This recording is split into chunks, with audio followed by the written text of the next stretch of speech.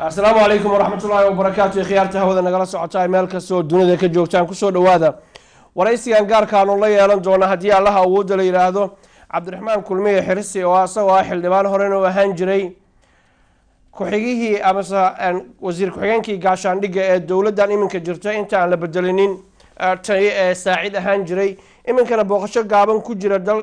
دل كان إنجليز كانوا كوريسان دونا الرمى الدورة oo la xiriira nolosha iyo siyaasadda Soomaaliya iyo waliba masiirka ummadda Soomaaliyeed hadii Ilaahay yiraahdo waxaanu wax ka weydiin doonaa hadii Ilaahay yiraahdo amniga ama security-ga ayaanu wax ka weydiin doonaa hadii Ilaahay yiraahdo waxaanu kale wax ka weydiin doonaa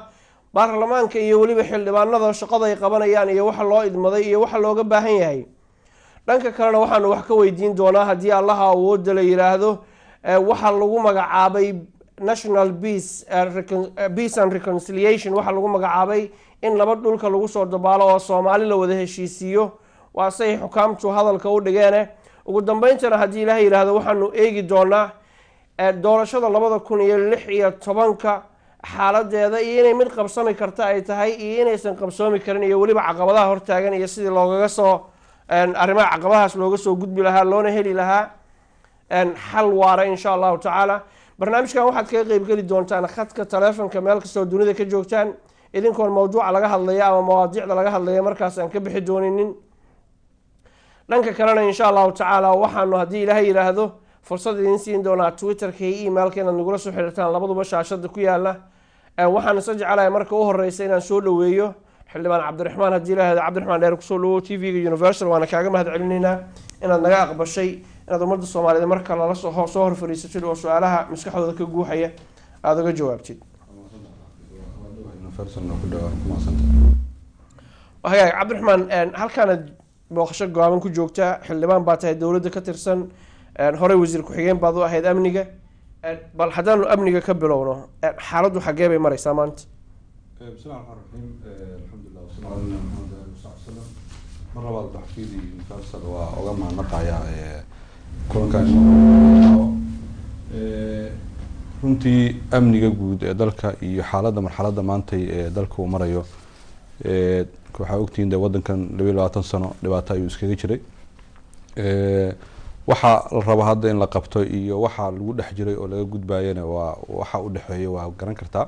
waxaan isleeyahay marka hadda marxaladda maanta uu marayo shalay meesha la joogo maanta lama joogo maanta meesha la joogana waxa la rajeynayaa Bruto in laga sii hormaro dadaalo fara badan ay qaybo kamid ah dawladdu ay sameynayaan oo ku dadaalayaan in nabadii iyo amnigii iyo dawladnimadii la soo celiyo ayadoo u baahan runtii dadaal fara badan iyo waqti fara badan in la geliyo wax walbana aysan maalin iyo laba maalin isku qabsoomeynin oo waxa burburay dadka dawladnimadii iyo macnihii dawladnimada wadanka runtii ka burburay dadkii markii la soo dhiso oo dadka dawladnimada iyo waxa ay tahay la fahamsiiyo waxay u baahan tahay waqti iyo dulqaad iyo sabir marka waxaan isleeyahay hadda runtii meesha la joogo maanta lama joogo in hore looga sii wadana waxay u baahan tahay kaliya inta baa ka dhimay aan ugu dadaali doonaa intaan ka warqabo insha Allah waxaad warbixinaysaa sidoo mahadsan xaaladda guud ee amniga waxa jooga 23 kun oo ciidamo qalaada wadanka ciidamadii Soomaaliya jooga haddana waxaan maqlaa mararka qaarkood qarxiyo inay dhacaan ay kamid yihiin in madaxtooyada oo meeshii ugu nabadda ugu badan inay ka jirto la islaha in kabtaydii maaragtay ay ka dhacday oo maalintii masaajidka laga kala cararay adigu dadkii ku tukanay xataa kamid ahayd hadii madaxtooyadii loo dhacayo 23 kun ee African Unionka malaayiinta lacagta lagu bixiyo maxay qabanayeen runtii horta ciidamada joogo ee kaalmeeya ciidamada Soomaaliyeed ee midowga Afrika ka socdo kaalin mugla ay ka geystaan oo ogtahay oo dagaalanka argagixisada oo hadda wadanka runtii dhibaato badan ku haya kaalin mugla ay ka geystaan runtii waxaan isleeyahay cadawgu lala dagaalayo waa cadow runtii waxa uu sameynayo adduunka inay ka dhacaan waxa ogtahay wadamada ugu xoog badan dunida qaraxyo maalin walba ka dhacaan oo dhibaato badan ka jirta waxyaabaha madaxtooyada iyo meelo kamid ah ay ka dhaceen runtii sida ay rabeen uma aysan dhicin waxa ogtahay anwada maalinka madaxtooyada waa ku jiray wax ka dhacayeen sida ay wax u rabeen iyo sida wax u dhaceen laba kala ahayd runtii ciidamada Soomaaliyeed dadaal fara badan oo runtii raganimo karooni Soomaalida waxyaabaha ay ku tilmaamaan ay sameeyaan oo naftooda ay runtii tadxiyo galiyeen cadawga ay la dagaalamayaan waxa ugu horeeyo oo rabo horta inuu dilo waa naftiisa ninka imaanaya ee rabo inuu isqarxiyo oo marka ugu horeeyo horta naftiisa dilo waxaa garan kartaa in laga hortagaay waxa weeye waa wax aad runtii u baahan in nafhurid loo sameeyo ciidanka Soomaaliya runtii nafhurid badan waa sameeyaan dadaal fara badan waa sameeyaan laakiin de waxa dhaco waa wax iska dabiici ah adduunka daafiisii ka dhacaan in de qof inta soo miidaamiyo baabuur meel soo dhigto isqarxiyo runtii marka waxaan isleeyahay wax badan waa la fashiliyaa oo intaan ka warqabno hay'adaha amniga wax badan ay runtii fashiliyaan dadaal fara badan waa sameeyaan gaar ahaan ciidanka Soomaaliyeed oo runtii raba inaan ugu hambaliyo dadaalada faraha badan ee ciidanka Soomaaliyeed ay sameynayaan waxaa yeelay wiilka Soomaaliyeed ee Soomaaliya jooga maanta duruufta Soomaaliya ku nool ee aanan haysanin xuquuqda ciidanka Soomaaliyeed ay wada lahaayeen oo kaamila ma wada heli karaan waxaa yeelay wadanka xaaladda uu ku jira ka warqabtaa ayadoo sidaa ay tahay maalin kasta wuxuu sameynayaa jiidda hore dagaal ku jira aagii dhufaysidii ku jiraan ka hortaagan yihiin ay ugaarsanayaan argagixisada caalamiga ay ugaarsanayaan wada ogtahay adduunka dowlado fara badan inay maaragtay dhibaatadaas oo kale haysato markii loo fiiriyo waxyaabaha ka dhaco Ciraaq iyo Afghanistan iyo Pakistan iyo wax Soomaaliya ka dhacana runtii waxa ogtahay gaab badan oo kala dhaxeeya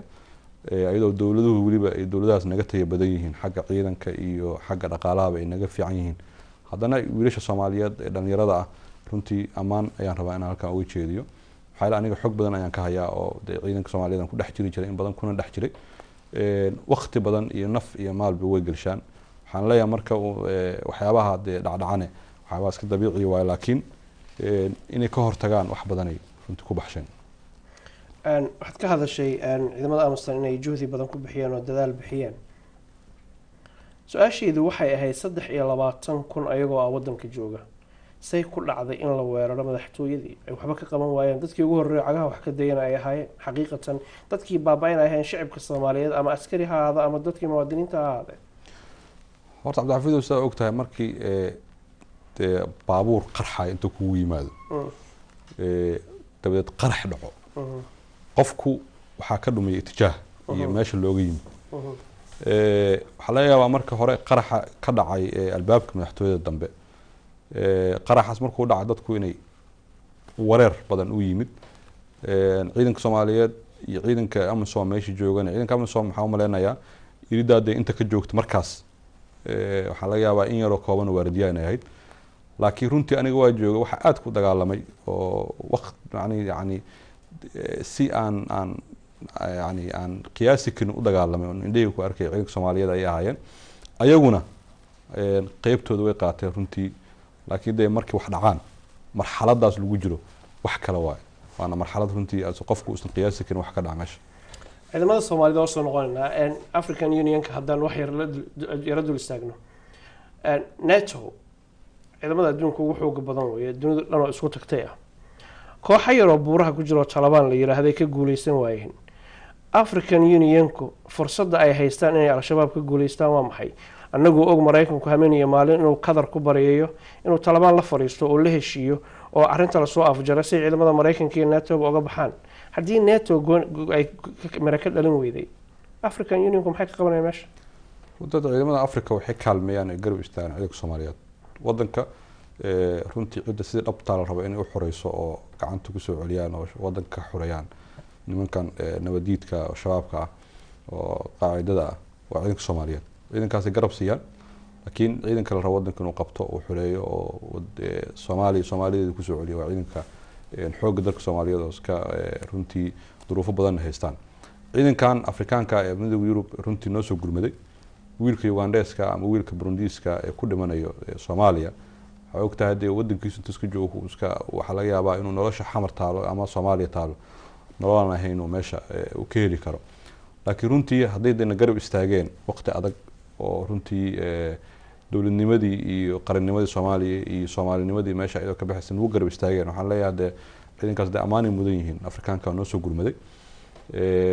waana u haynaa runtii laakiin cidda sida rasmiga ah ugu xirsaaran Soomaaliya inay gacanta ku soo celiso oo meelaha qaacida iyo nimanka shabaab joogaan waa ciidanka Soomaaliyeed waxaa tiri wadanka ayay xoreynayaan see loogaga xoreynayaa wadanka wiilka degmada Daynila ku dhashay degmada Huludaa ku dhashay gobolada dhexe ku dhashay Soomaaliya gobolada kale ku dhashay oo dhulkiisii jooga see looga xoreynaya mayse ku muuqanin inay dadku isweydiin karaan dowladdu inaysan xaqiiqatan lahayn strategy ay nabad ku dhaliso wadanka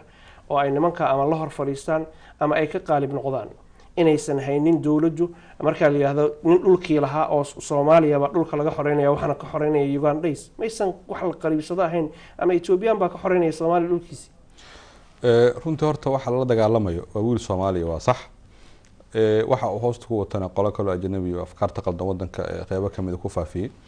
laakiin wiilka Soomaaliyeed raba inuu Soomaaliya god ka tuuro ama Soomaaliya aan waxba u deyneen oo raba in aqoonyahanka laayo oo raba in gabadhii jaamacadda ka soo baxaysay saad maqal kugu ah maalin dhow la dilay oo gabadh jaamacad ka soo baxan guri loogu tago bastoor laga dhaco oo sheekhi masaajid ku tukanayay masaajidka kaga tukan waayay oo gabadhii suuqa yaanyada iyo khudaartada ku gadanaysay ee ka soo gadan weysay in lala dagaalamo horta mabdi'iyan diin ahaan waa waajib waana wax runtii farad ah waajib ku ah Soomaalida oo dhan inay iska qabtaan cid kasta oo markay u kaalmaysan karaan arintaas cid u xil saaran arintaas waa ciidanka Soomaaliyeed cid kasta ay u kaashan karaan waxaan isleeyahay u kaashanaynaa waan loo kaashanayaa istiraatiiji amniga waajira wasaaradda ka shaqeeya dalka xukuumadda ka jirta xukuumadda ayada laga rabaa inay istiraatiiji iyo plan wadanka dib loogu soo celinayo amnigiisii inay ka shaqeyso aan hadda xukuumadda ka mid mihi laakiin waxaan isleeyahay iyaduna laftigeedu waa ku mashquulsan tahay dawlad qorshe la'aanna ma jirto adduunka dawladda qorshe waa kulay waa uga dagsan yahay inkastoo aan xukuumadda aan ku jirin qorsheeda rasmiga aan war badan laga yaabo inaan iga qarsoon yahay laakiin waxaan isleeyahay dawladnimadu dawladda aan istiraatiiji amni lahayn ma jirto saa ogtahana dawladdan 1 iyo 2 iyo 3 waxa u ah amniga in dalka lagu soo celsho waxa ay u xil saaran tahay waxa ugu weyn waa runtii amniga dalka in gacanta lagu soo celsho oo waxa kale waxaas ka dambeeyaan amni dhismaha dalka wuxuu ka dambeeyaa amni in la helo wax shaqeyn kara hadaan amni la helin ma jirto wasaaradda shaqeyn karta ama caafimaad ha ahaato ama ha ahaato howlo guud ha ahaato ama shaqo kale ha qabato wasaaradaha amniga haddaysan shaqo la yaqaan qabanin oo dalka amni ku soo sugin oo dalka amnigiisa aysan horumarin waxyaabaha kale lama qaban karo gaab badanna waa soo galiyaan waa gartay waxa jira askariga Ugandaiska ama Burundiga markuu wadankiisa joogo waxa laga yaabaa nolol ka fiican tan inuu haystay laakiin xaqiiqada waxaan ognahay lacagta la siiyo oo mushaarka in ciidamo kasta oo adduunka meel kasta ay tagaan oo u taga waxay u yareen nabad ilaalin in lacagta mushaarka loo kordhiyo bonusna la siiyo saa'id ah maadaama ay qoysaskoodii iyo guryahoodii ka soo tageen wadamada ay ka yimaadeen malaayiin lacag lagu siiyaa now dad badan oo Soomaaliya waxay aaminsan yihiin dagaalku in la soo afjarabo African Union kuma rabo iyo wadamada ka yimaadeen maxaa yeelay dhaqaalahoodii ayaa hoos u dhacaya haddii ay reer galbeedku joojiyaan lacagta ay siiyaan ciidamadooda sidaa awgeed dantoodu waxay ku jirtaa waa dadka soo hadalka u dhigeen in dagaalku uu socdo oo al-shabaab laga guuleysan oo makhaayad u shidan ay noqoto wadamada jaarka Soomaaliya karaamadeena iyo sharafteena aan weyno maxaa kale arinta walaada waxaan isla Cabdixafiidow wararkaas iska dhacaydo ninka rabo inuu inta lacag yar qaato tusaale waxa ay qaataan hadda ana waa naqaana ma ku qaata askariga Ugandaiska taqriiban de munaasab maana isla in hawada laga sii daayo laakiin kan Soomaaliga waa ognahay wiilka Soomaaliga wuxuu qaato de askariga Soomaaliga $100 ka qaata dawladda Soomaaliya $60 waxa lagu siiyaa raashin ahaan u qaata $160 u qaata halka ka Cabdiraxmaan hadii askarigii Soomaaliga ahaa oo dhulkii joogay oo dacas dhulkiisii ku waardiinaya aan ognahay mushaarku qaato maxaan uga weyn kan Ugandaiska wuxuu qaatay kala maxaa loo qaranay inta de hay'ad u xil saaran tusaale soo ogtahay dawladda Soomaaliya way ka maamul ahaan ciidanka AMISOM waxa laga yaabaa de tasdiiraadkooda iyo waxa baxsho duulka caalamka baxsho qaabkay u baxshaan iyo sidii u baxshaan aan hadda involve badan kuma sii noqon oo xog badan hadda oo hooso dhitala hadda kama hayo laakiin waxaan isla leeyahay mushaarna waa qaataan waxyaabo u dheerina waa qaataan waxyaabo u qaata wiilkan Soomaaliga iyo ninkan waxay ku kala duwan yihiin wiilkan Soomaaliga waxa uu ka shaqeynayo u dhimanayo waa dhulkiisa hooyo waa calankiisa Soomaaliyeed waa dadkiisa dadka maaragtay laga rabo inuu ka dulqaado sida awgeed xaq wuxuu leeyahay in lacagtana loo kordhiyo hubka ay ku dagaalamayaan mid ka fiican la siiyo suu u badbaado dhulkana u badbaadiyo cidda marka uu la shaqeynayo ama dawladda Soomaaliyeed way dawladda Soomaaliyeed waxay ogtahay duruufaha ay maanta haysato in askariga maanta $160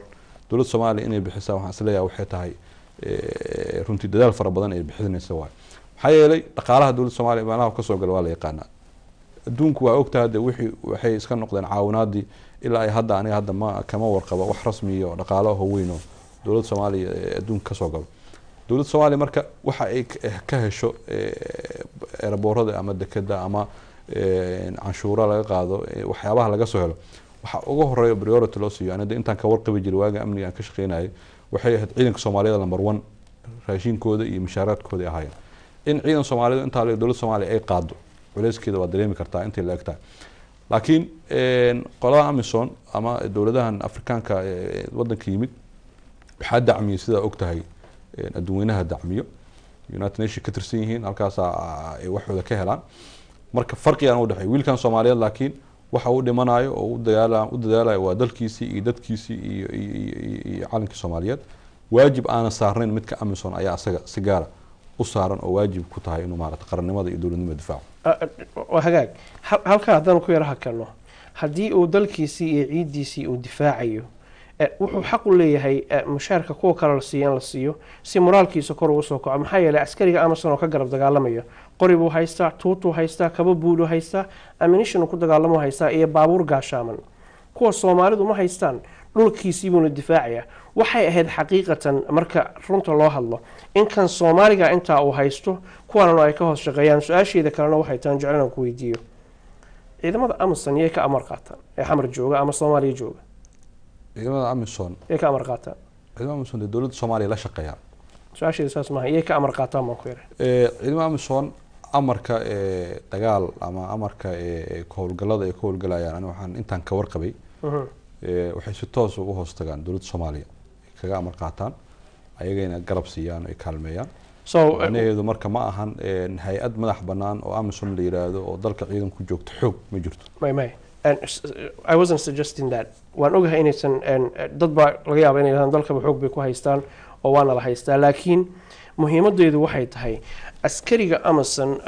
inta shaarica mara gawaarida dadka marinaya ama xabada furaya markii meel xabadu ka soo dhacdo ama saduulaanka qaadaya military saraakiisha Soomaaliya kama amar qaataan ciidamada Amazon bay ka amar qaataan ciidamada Amazon waxa laga soo amraa wadamada ay ka yimaadeen iyo wasaaradda waxa soo amraa meelaha ka yimaadeen waxaan haysanaa ciidan ku dhul nool iyo dawlado ku dhex nool haddana waxa la raadinayaa in nabad la helo maysan kula haboonayn in lagu wareejiyo wax allaale wixii ficil oo ciidamadu ay fulinayaan kuwa qalaad iyo kuwa dhulka joogaba gacanta Soomaaliyeed askarta Soomaaliyeed ee saraakiisha hore aan jirtay 77 ka qayb gashay garanaysa wadaninimada Soomaalinimada iyo dagaalka khibrad u leh inta askari Uganda jooga uu amrayo meeshii dagaalka lagu qaadi lahaa asagoo garanayn dhulka iyo dadka ku nool iyo maatada ku baabaaday waxaan ognahay meelaha adleedihiin dadka waa laga xoreeyay hadda waxaan ognahay kumanaan kun oo Soomaaliyeed inay barakaceen oo guryahooda ka barakaceen waxaana barakacinaya ciidamada qalaad oo dagaalka qaadaya hay'ad qaxootiga u hadasha oo la yiraahdo Danish Refugee Council ayaa arintaas report gareynaysa way uga abar qaadan waayeen Soomaaliya uga wada shaqeynta guud kama hadlayo waxaan ka hadlayaa specifically marka la fulinayo ficil ama meel ay aadayaan way uga abar qaadan waayeen wasaaradda gaashaandhigga iyo korneelka ciidamada haysta ama gaashaan la horta Cabdifiido marka hore anigu xildhibaan baan ahay laakiin wasaaraddu waxa shaqeyn jirtay wasaaradda xukuumaddu kuma jiro jawaas horta waxa iska lahayd xukuumadda Soomaaliya iska lahayd inay toos uga jawaabto laakiin intaan ka warqabo ciidanka Amazon صح وثلاث جار وليه وكمان جار حكومة ثلاث جار وليهين لكن أمرك الدجال وحي سلقاتان ويسوداجان ويقدم بيان عينك الصوماليات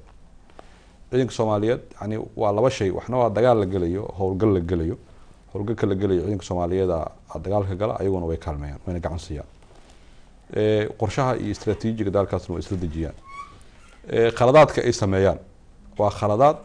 dhici kara inuu dhaco marka qaar waxa dhacdo in ay laamiga marayo in qof dardaraan mana istaagaan waxa dhici kara naf ariina dardaran waxba ma dhaanto laakiin intaan ka warqabo waa la isku daba galaa macnaheedu ma ahan in askarigan Amazon inta meeshii yimaado qof Soomaaliyeed inta dardaro inuu iska socon kara ma ana waxa weeye waa la daba galaa waxyaabo fara badan inta wasaaradda jooga waxa aan ogahay jirto oo inta la daba galay xuquuqdii qofkaas maxkamadda inta la saaray xuquuqdoodii looga qaaday oo aysan dhicin in qof inta iska dardaraan Amazon iska marto saxna ma agartay ciidamada Amazon hadda waxa kamid ah Ethiopia heshiiska Ethiopia Soomaaliya ka dhaxeeya marka taariikhda dib u fiirisid waa mid sawaag والله ده heshiiska Soomaaliya iyo Ethiopia طبعا Ethiopia horta dabcan waa dad daris ah oo mararka qaarna de Soomaaliya iyo Ethiopia de dagaalo waa dhaxmareen waagii hore 77 iyo ay ahayd laakiin de wadan daris ah oo runtii nabad la qaatay Soomaaliya dawladda Soomaaliyana hadda heshiisyo la gashay waaye sida heshiisku yahay iyo qaabkii ku soo gashay wadankan de xukuumadda laga rabaa inay ka jawaabto hadda aniga shaqadeeda ma ahan hadda xildhibaan Soomaaliyeed baan ahay oo baarlamaankan ku jira laakiin xukuumadda ayaa hawsha gacanta ku haysay طبعا de ayadana un laga weydiin doona qaabkii ku joogto laakiin waxaan isleeyahay dawladda Ethiopia waxa colaado dawladda Soomaaliya kala dhaxaysana ma jirto dawladda daris oo runtii qarab qabato la dagaalanka argagixisada inaga caawiso diyaar u ah sida hadda ka muuqato waaye wax hadda sida qaabku wuxuu heshiiyeen anu hadda macluumaad details kama xukuumadda laga rabaa agartay laakiin dabcan ra'yi baad ka leedahay waan u soo noqonayaa haddii aanu eegno 2006 iyo 7 kii ciidamada Ethiopia markay dhulka soo galeen oo ay wasaaradii gaashaandhigga 77 loogaga duulay ay ayagu inta soo degeen ay shacabka Soomaaliyeed muqdisho gudaheeda ku leynayeen sida hay'adaha xuquuqul insaanka u dooda ay qoreen oo dhiigu meel walba qulqulayay ninkii shalay carruurta Soomaaliyeed laayay oo barakiciyay oo kurka ka wada goray masaajidda culimada ku leynayay baa nabadda Soomaaliya ka talinaya halaw runtii dawladda Soomaaliya ciidamada Ethioopiyaanka wadanka hadda ku jira waagii 2006 iyo wadankii soo galeen oo dawlad amar dawli ku soo galeen waqtiga Cabdullaahi Yuusuf waqtigiisii soo galeen go'aan dawladeedna ku soo galeen Soomaaliya ayaa u yeertay oo soo gashay Soomaalidu markaa ku qaybsantay waqtiga waagaas maxkamadihii iyo gurubiyada waa ka dagaalameen gurubo kalena waa tiiday dawladda la shaqeynayeen laakiin Cabdixafiido waxaan rabaa inaan ku sheego ciidamada Ethiopia ama ciidamada kale Soomaaliya maxaa u baahan inaan isweydiino anaga Soomaaliya waxa u baahan waxa waaye wiil Soomaaliyeed oo afkaar niman kala wata oo wax uu deenayo jirin sheekhi aan deenin oo dhakhtarkii aan deenin oo wiilka dhalinyarada jaamacadda dhiganayo deenin runtii culayska maanta Soomaaliya haysto ana waxaan aaminsanahay cid kasta loo kaashan karo in loo kaashado waa gartay mar walba oo siyaasiyiinta la weydiiyo arinta Ethiopia halkaas looga baxdan dawladan jaarnahay weeye oo isku fiicannahay halkaas ay ka dhacday daarbanahay ciidan Ethiopia jaarnahay ma jirto laakiin xaqiiqadu waxay tahay dadkii shalay dadka Soomaaliyeed ee maatada laayay baa nabad ka shaqeynaya dabadeedna waxaa la rabaa wiilkii shalayto aabihii Ethiopiaanku xamar ay ku dileen ama gobolada kale ay ku dileen inuu yiraahdo nabad bay ka shaqeynayaan waa aaminaya that is where the sartu meesha ka qoranta halka weeye haddaan arrintaa wax yar iyada qayb kale ka taabano anoo mawduuceena kala gudbana khadka telefoonadana walaalaha ee daawadayaasha siin doona haddii la yiraahdo waxaan ognahay oo xaqiiqa oo record garaysan mar walbaba Soomaalidu ay isqabato madaxdooda waxa la aadaa Ethiopia dabadeedna dhagta mid walba wax loogu soo sheegaa asagoo kii kala khilaafsan buu yimaadaa dhaqankeeni iyo karaamadeeni iyo sharaftaan lahayn iyo geedka hoostiisa intaan ku shirno danaheena anaga aan u tashan jirnay ummadda Soomaaliyeed waxa ka maqan bay dadweynuhu leeyihiin markaad wareysatid leadershipnimo iyo dad wadaniyiin ah oo garanaya waxa ay rabaan sidii SYL oo kale maxaa ku dhacay jahwareer ku siyaasiyiinta Soomaaliyeed horta waa waayid hore waa dhici jirtay laakiin taa ka warqabtay inta dawladdan Xasan Sheekh timid taqriiban xukuumadda Saacid iyo madaxweynaha waa ogtahay khilaaf uu soo dhaxmaray laakiin khilaafkii soo dhaxmaray xagee ku xaliyeen waxay ku xaliyeen constitutionada dhexdooda lagu xaliyay in baarlamaanka la geeyo arintii baarlamaanka uu go'aan ka qaato xalka marna ma dhicin inta dawladda hadda madaxweyne Xasan Sheekh joogay in wadan daris inta la tago laba prime minister iyo madaxweyne iyo baarlamaan gudoomiye inta isla tagaan inay ku doodaan ama ay arrimaha siyaasadeed uga hadlaan marna ma dhicin arrimaha siyaasadeed ee Soomaaliya qayb weyn oo kamid ah Ethiopia laga go'aamiyaa ama darawalka ah bay Soomaalidu leedahay waxaan Ethiopia ka fulino Soomaaliya kama fulaan jeerka igadna ayada hayso wad ogtahay markasta oo hadda August u dambeysay arinta Jubbooyinka oo kale markii laga hadlayay go'aanka waxa lagu soo qaatay Ethiopia Hargeysa laguma qaadanin baladweyne laguma qaadanin gaalkacyo laguma qaadanin Muqdisho laguma qaadanin Ethiopia lagu soo qaatay Kismaayo laguma soo qaadan Baydhabo laguma qaadanin ummadda Soomaaliyeed maadan arki karin inay u baahan tahay leadership wadani ah oo dantooda wada oo wax walba ka hormarinaya in la helo madaxweynuhu Ethiopia haduusan asagu intuu joogay aan wax lagu soo xalinin oo iskhilaafka asaga ra'iisul wasaaraha hal mid kaliya baa dhacay waxa kale oo soo socdan Ilaahay baa garan doona laakiin xukaamta oo dhan baa aaday kulligeed say u dhan yihiin ama ha ahaado Axmed Madoobe ha ahaado Jawahir ha ahaado ra'iisul wasaaraha laftigiisu ha ahaado Ethiopia aadaan ayadoo u aadayaan ummadda Soomaaliyeed danaha ummadda Soomaaliyeed goormo Ethiopia galay daafiidu horta waxaan u maleynayaa waxa isku dhex qaldan dawladda Ethiopia safar waa loo tagi karaa shaqana waa loo tagi karaa laakiin dawladda Soomaaliya lagama xukumo Addis Ababa dawladda Soomaaliya waxa laga xukumaa madaxtooyada Soomaaliyeed magaalada Muqdisho laga xukumaa shacabkan u diinana arintaas madaxtooyada laga xukumaa golaha wasiiraha jira oo shaqadaas kale baarlamaan baa jira Soomaaliya waa wadan madax banaan ma aha wadan laga xukumo Addis Ababa Addis Ababa dawladda darisa xiriir iyo calaaqado waa naga dhaxeeya waan la tagaa shirkada ugu dambeeyo ka nawaajiso arintii Kismaayo waxa ogtahay arintii Kismaayo madaxweyne iyo prime minister meesha inta tagay ka qayb galay ma jirin laakiin delegation wasiirka madaxtooyada hogaaminayay meeshana runtii arrimaha hadda aniga aan intaan ka warqabo wasiirka madaxtooyada madaxweynuhu matala doogo markuu tago wasiirka madaxtooyada xukuumaddu matala there you go laakiin xukuumadda meesha madaxii xukuumadda jooga muhiimadda leeyahay marka in xitaa ay meesha ku ballameen oo shaqooyinka ku qabteen waa wax jira waa saxna waaye dawladda Ethiopia inay qayb ka ahayd waa khiraya oo waa wax la wada og yahay laakiin ani inta ka warqabo arinta Kismaayo dadka hadda aad ka uga shaqeynayaan ku jira Kismaayo taqriiban ilaa 7 jeer ku dhawaad waa tagaani inta hadda howlaha ka socdeen wararkan ka aragnay badan aadan ugu mashquulsanaa waxaan isleeyahay xalka Kismaayo kama dhalanin Addis Ababa qaybina ka ahaayeen laakiin xooga arrimaha musaalaxadii ka dhacday Kismaayo caasimada Muqdisho ka socotay waa ogtahay hogaamiyaha Axmed dhowr jeer uu tagay Kismaayo xamar tagay anaga laftigan dhowr jeer aan tagnay anaga xukuumadda matalayna Kismaayo dhamaystirkeedina in hadda Addis Ababa inta lagu ballamo dawladda Ethiopia laftigeeda ay naga caawiso qayb kamid waxa ogtahay ciidamo badan ama meesha joogay oo dawladaha involve ku ahaa Kismaayo waxa joogay ciidan Kenyana ciidamo kalena waa joogeen taqriiban marka in arintaas qayb ay ka noqdaan naga caawiyaan aniga waxaan u arkaa inaysan hadda culays badan lahayn laakiin macnaheedu saas ma ahan in dalka laga xukumo Addis Ababa way hadaan ka gudubno arintaas waxa jira ciidamadii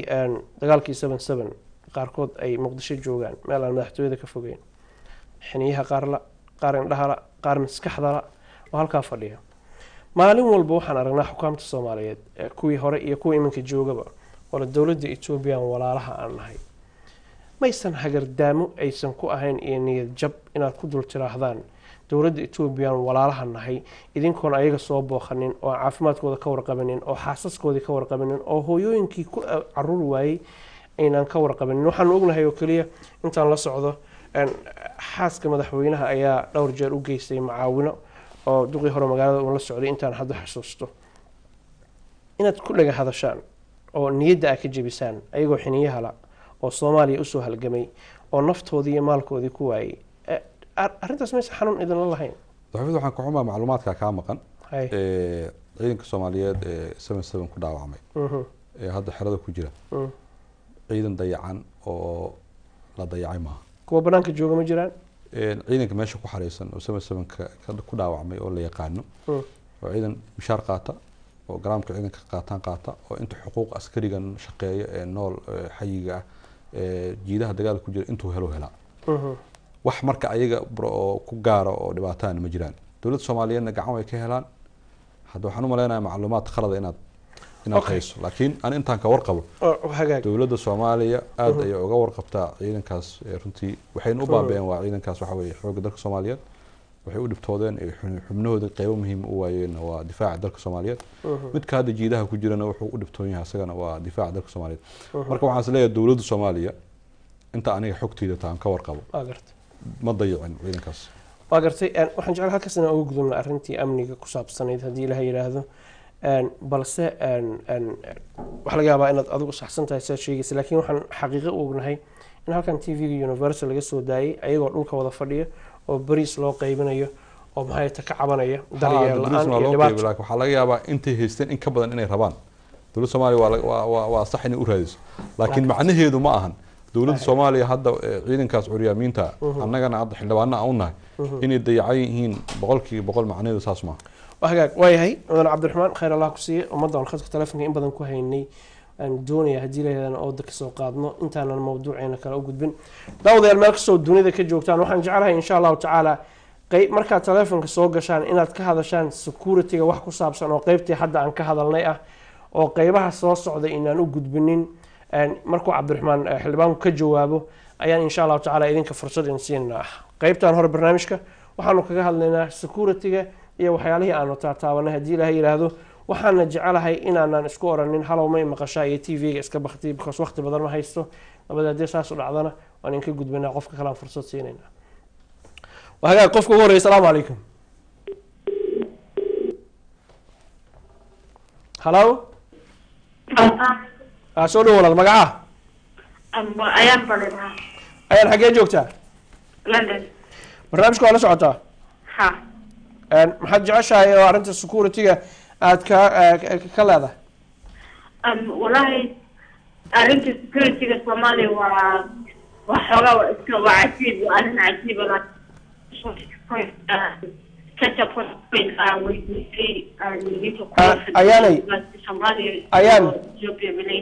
ayaan codkaaga markaad bilaabaysa wuu wanaagsanaa yaro tartiibi oo soo bilow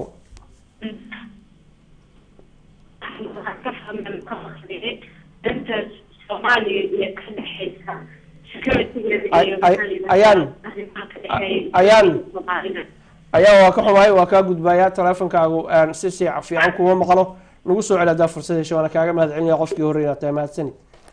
waa hagaag qof kale oo ku xiga salaamu calaykum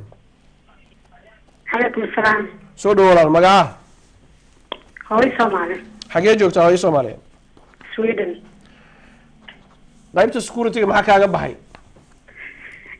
walaal horta hadalka ka hadashay haddaan ka hadlo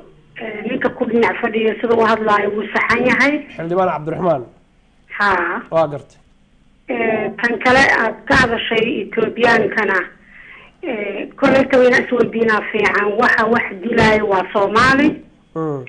waxa wax qarxinayo waa Soomaali waxa dadka qarxinayo waa Soomaali waxa dhibaatada iyo rabshada dhan wada waa Soomaali dowladii imaatana iyaga ay ka harsalaada waa gartay dadka TV-da ka shaqeynaya la mid waaye marka dowladda wax ka dhisa askariga Soomaaliyeed waa nin dalkiisa u halgamayo laakiin kan yimaado calooshiisa u shaqeystaha dal asaga lahayn buu ku dhimanayaa daas way lacagta u qaadanaya badan kan kalena wadankiisa ayaa faqri ah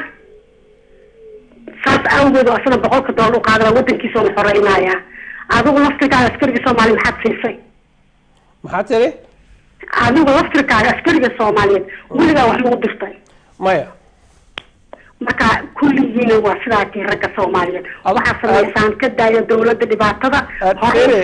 hooyo Soomaaliyeed si tartiib ah loo socdo idinkaana dumarkii idinka jooga waa ilmihii idinka jooga waa yeeladii idinka jooga hooyo Soomaaliyeed waa mahadsan tahay waana kaaga mahad celinayaa qayb qaadashadaada iyo saar dowladda u difaacaysay oo dadaalaysay laakiin ogow dowladda waxaa loo idmaday inay dalka nabad ku keento haddii ay ka gaabiso wixii loo idmaday isha farta laga gelinaya runtaana loo sheegaya macnaheeduna waxay tahay in la saxo dowladda in la dumiyo maaha waa kaaga mahad celinaya thank you dhanka kale waxaad sheegtay dumarka Soomaaliyeed inay raggu dhibeen aan ognahay dumarka Soomaaliyeed dhibaatada qabsatay 22 sano waxaan ku faraxsanahay maaha thank you qof kale ku xiga salaamu calaykum hello qofkaas waxaan jeclaan ka gudbo qof ku xigana fursad siiyo salaamu calaykum calaykum assalaam waraxmatullaahi wabarakaatu soo dhawo walaalo magaca walaalo magacayga xasan la yiraahdaa waxaan ka hadlayaa magaalada Birmingham xildhibaanka waxaan weydiin lahaa su'aal la heeday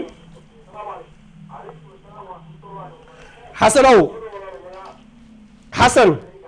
ha saaxiib TV-ga iska baqti intaadan hadlin please okay walaalo xildhibaanka waxa weydiin rabaa su-aashan aheeday Ethiopia lagama xukumo Soomaaliya for example markii laba maamul goboleed ay murmaan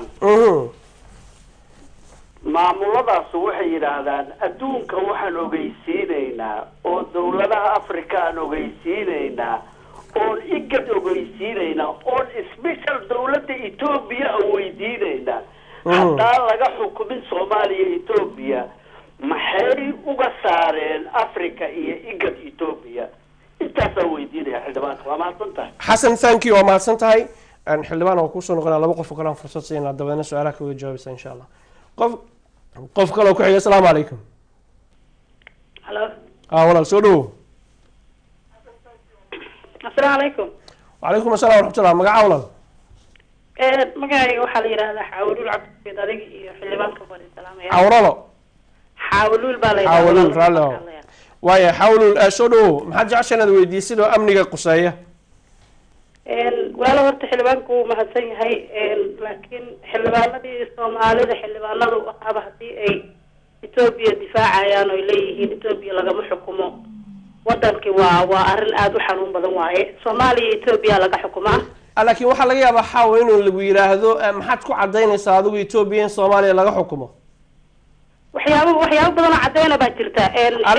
intii soo martay ra-iisul wasaare soomaaliya cabdixafiido waxaa ognahay maalinta la doorto maalinta ku xigtay inay magaalada Addis Ababa ka degaan oo Addis Ababa casharka looga soo dhigo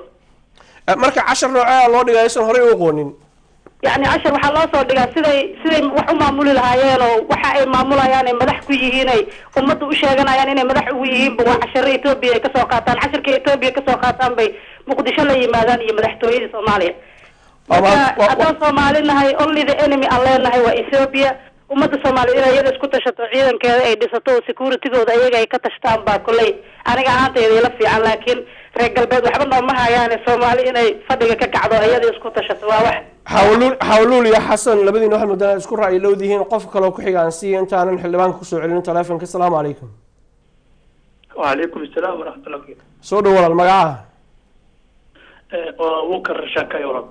أبو كر. أنا صاحب دلك سويدن ستوكو. وهذا أبو كر سودو سكورتي محاك هذا. دافيد هورتو عن ربعنا كهالو لبارين.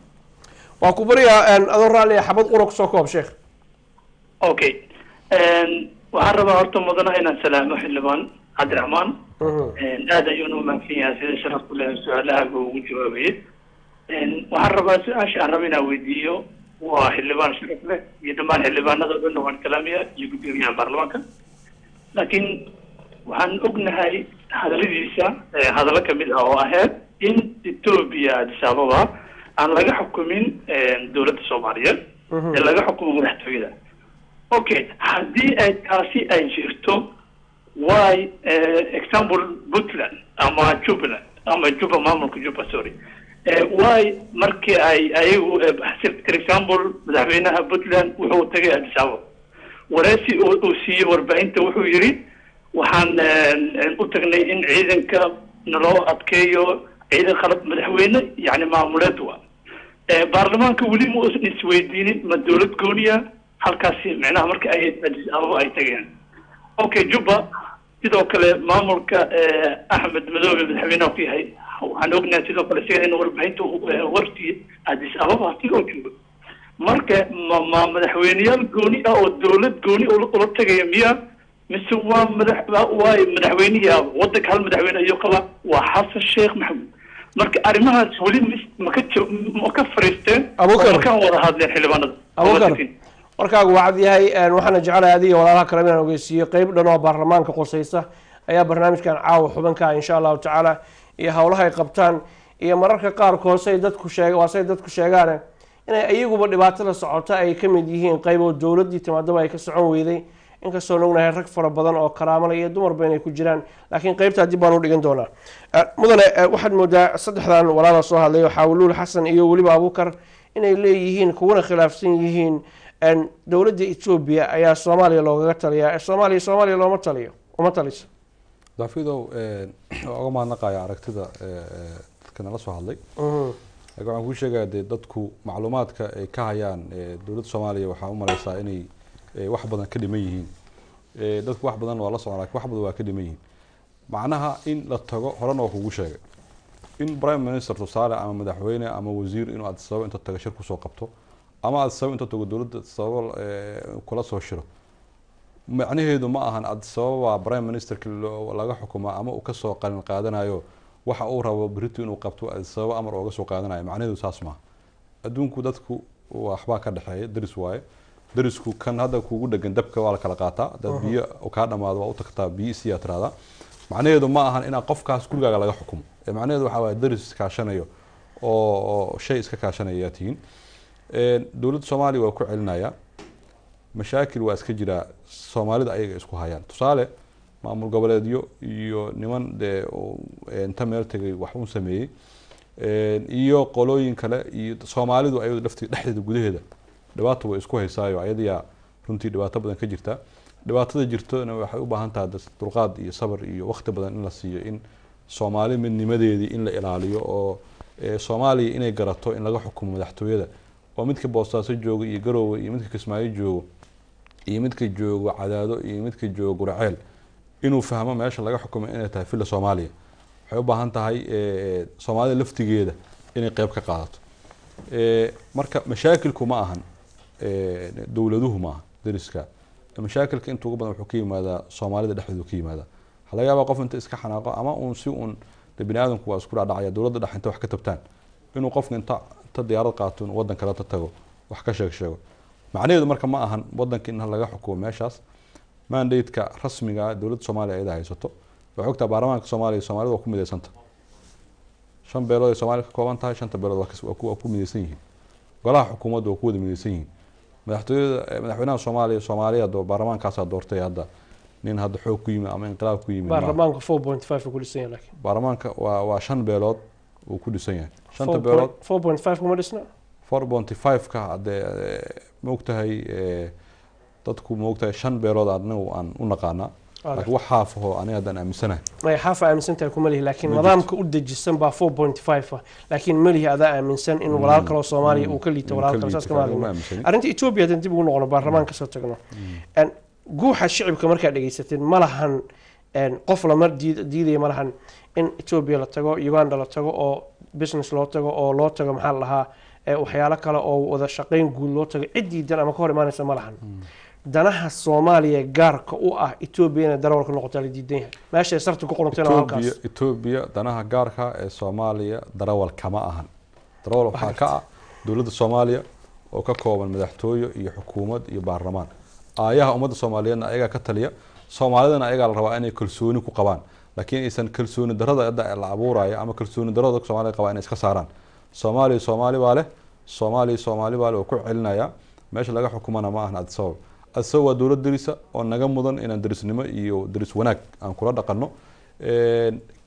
inayna gacan qabatayna kaalmaysane hadda anigu wax hadda culays weyn uma arka laakiin macnaheedu ma aha in Soomaaliya laga xukumo waa ku celinaya hagaag warkaas soo cad yahay waadna sheegtay waa hagaag waxaad ka dhawaajisay ama dawadayaashu ka dhawaajiyeen soo wacay maamul goboleedada faraha badan soo baxay marka qaarkood maamul goboleedada faraha ka bato tuulo walba iyo xaafad walba madaxweynaha ma ku dawaqada runtii waa nasiib darrada Soomaaliya ku habsatay kamid tahay oo Soomaaliya waxyaabaha dhibaatada ku hay shabaab kaliya ma waxyaabaha dhibaatada ku hay maamul goboleedaha yararka oo laga yaabo xaafadaha qaar in maamul goboleed loo sameeysto waa dhibaatada runtii haysatay kamid tahay oo dowladda Soomaaliya la rabo in qorshe baarlamaanka gaar ahaan iyo xukuumadaba in laga keeno meeqa maamul goboleed ay Soomaaliya yeelan doontaa waxyaabaha u baahan oo baarlamaanka hor yaalla inuu ka fikiray kow ka tahay federalism kan intisaal isku raaca gobolada isla raacay goboladee waay marka waxyaabahaas oo dhan waxay u baahan tahay baarlamaanka Soomaaliyeed iyo xukuumadda qorshaha keeni doonto waana ka sugeynaa baarlamaanka Soomaaliyeed la keeni doona kadib baarlamaanka Soomaaliyeed ayaa go'aan ka qaadan doono gobolada Soomaaliya imisay noqonayaan waxyaabaha dad isku khilaafsan yahay kamid tahay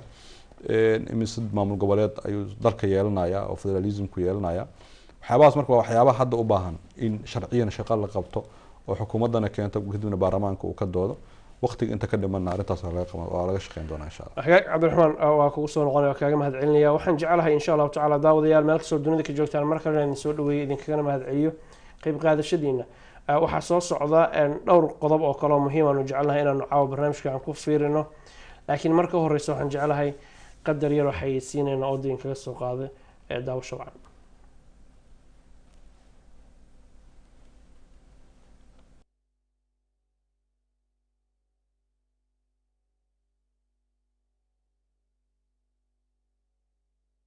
waxaan dhammaama bulshooyinta Soomaaliyeed la socodsiinaya in restaurantiga lagu magacaabo Jawdar Restaurant oo kaaga furan waqooyiga magaalada London ee Edmonton uu ku hayo cunooyinka ugu dambeeya oo kala nooc ah taasi oo aad ka helaysaan adaatiin qoysaska wada socda iyo kale-kalidaba waxa kale oo Jawdar Restaurant uu ku diyaarinaya dhammaan raashinka xafladaha kala duwan sida aroosyada iyo dadka kala qaba xafladaha kala duwan iyo waliba diyaarinta goobaha xafladaha lagu dhigo yalla moogaan meel kasta aad joogtaan inaad ka faa'iidaystaan guud ahaanba Jawdar Restaurant iyo cunooyinkiisa kala duwan dadka iibsada cabitaanada kala duwan sida halkii garaafo oo cambaaba waxaad heli doontaa 2 litir oo biyo oo lacag la'aan ah meel kasta aad joogtaan yalla moogaan Jawdar Restaurant waxa uu ku yaalaa isgoyska A46 iyo 4 Street ee masaajidka Edmonton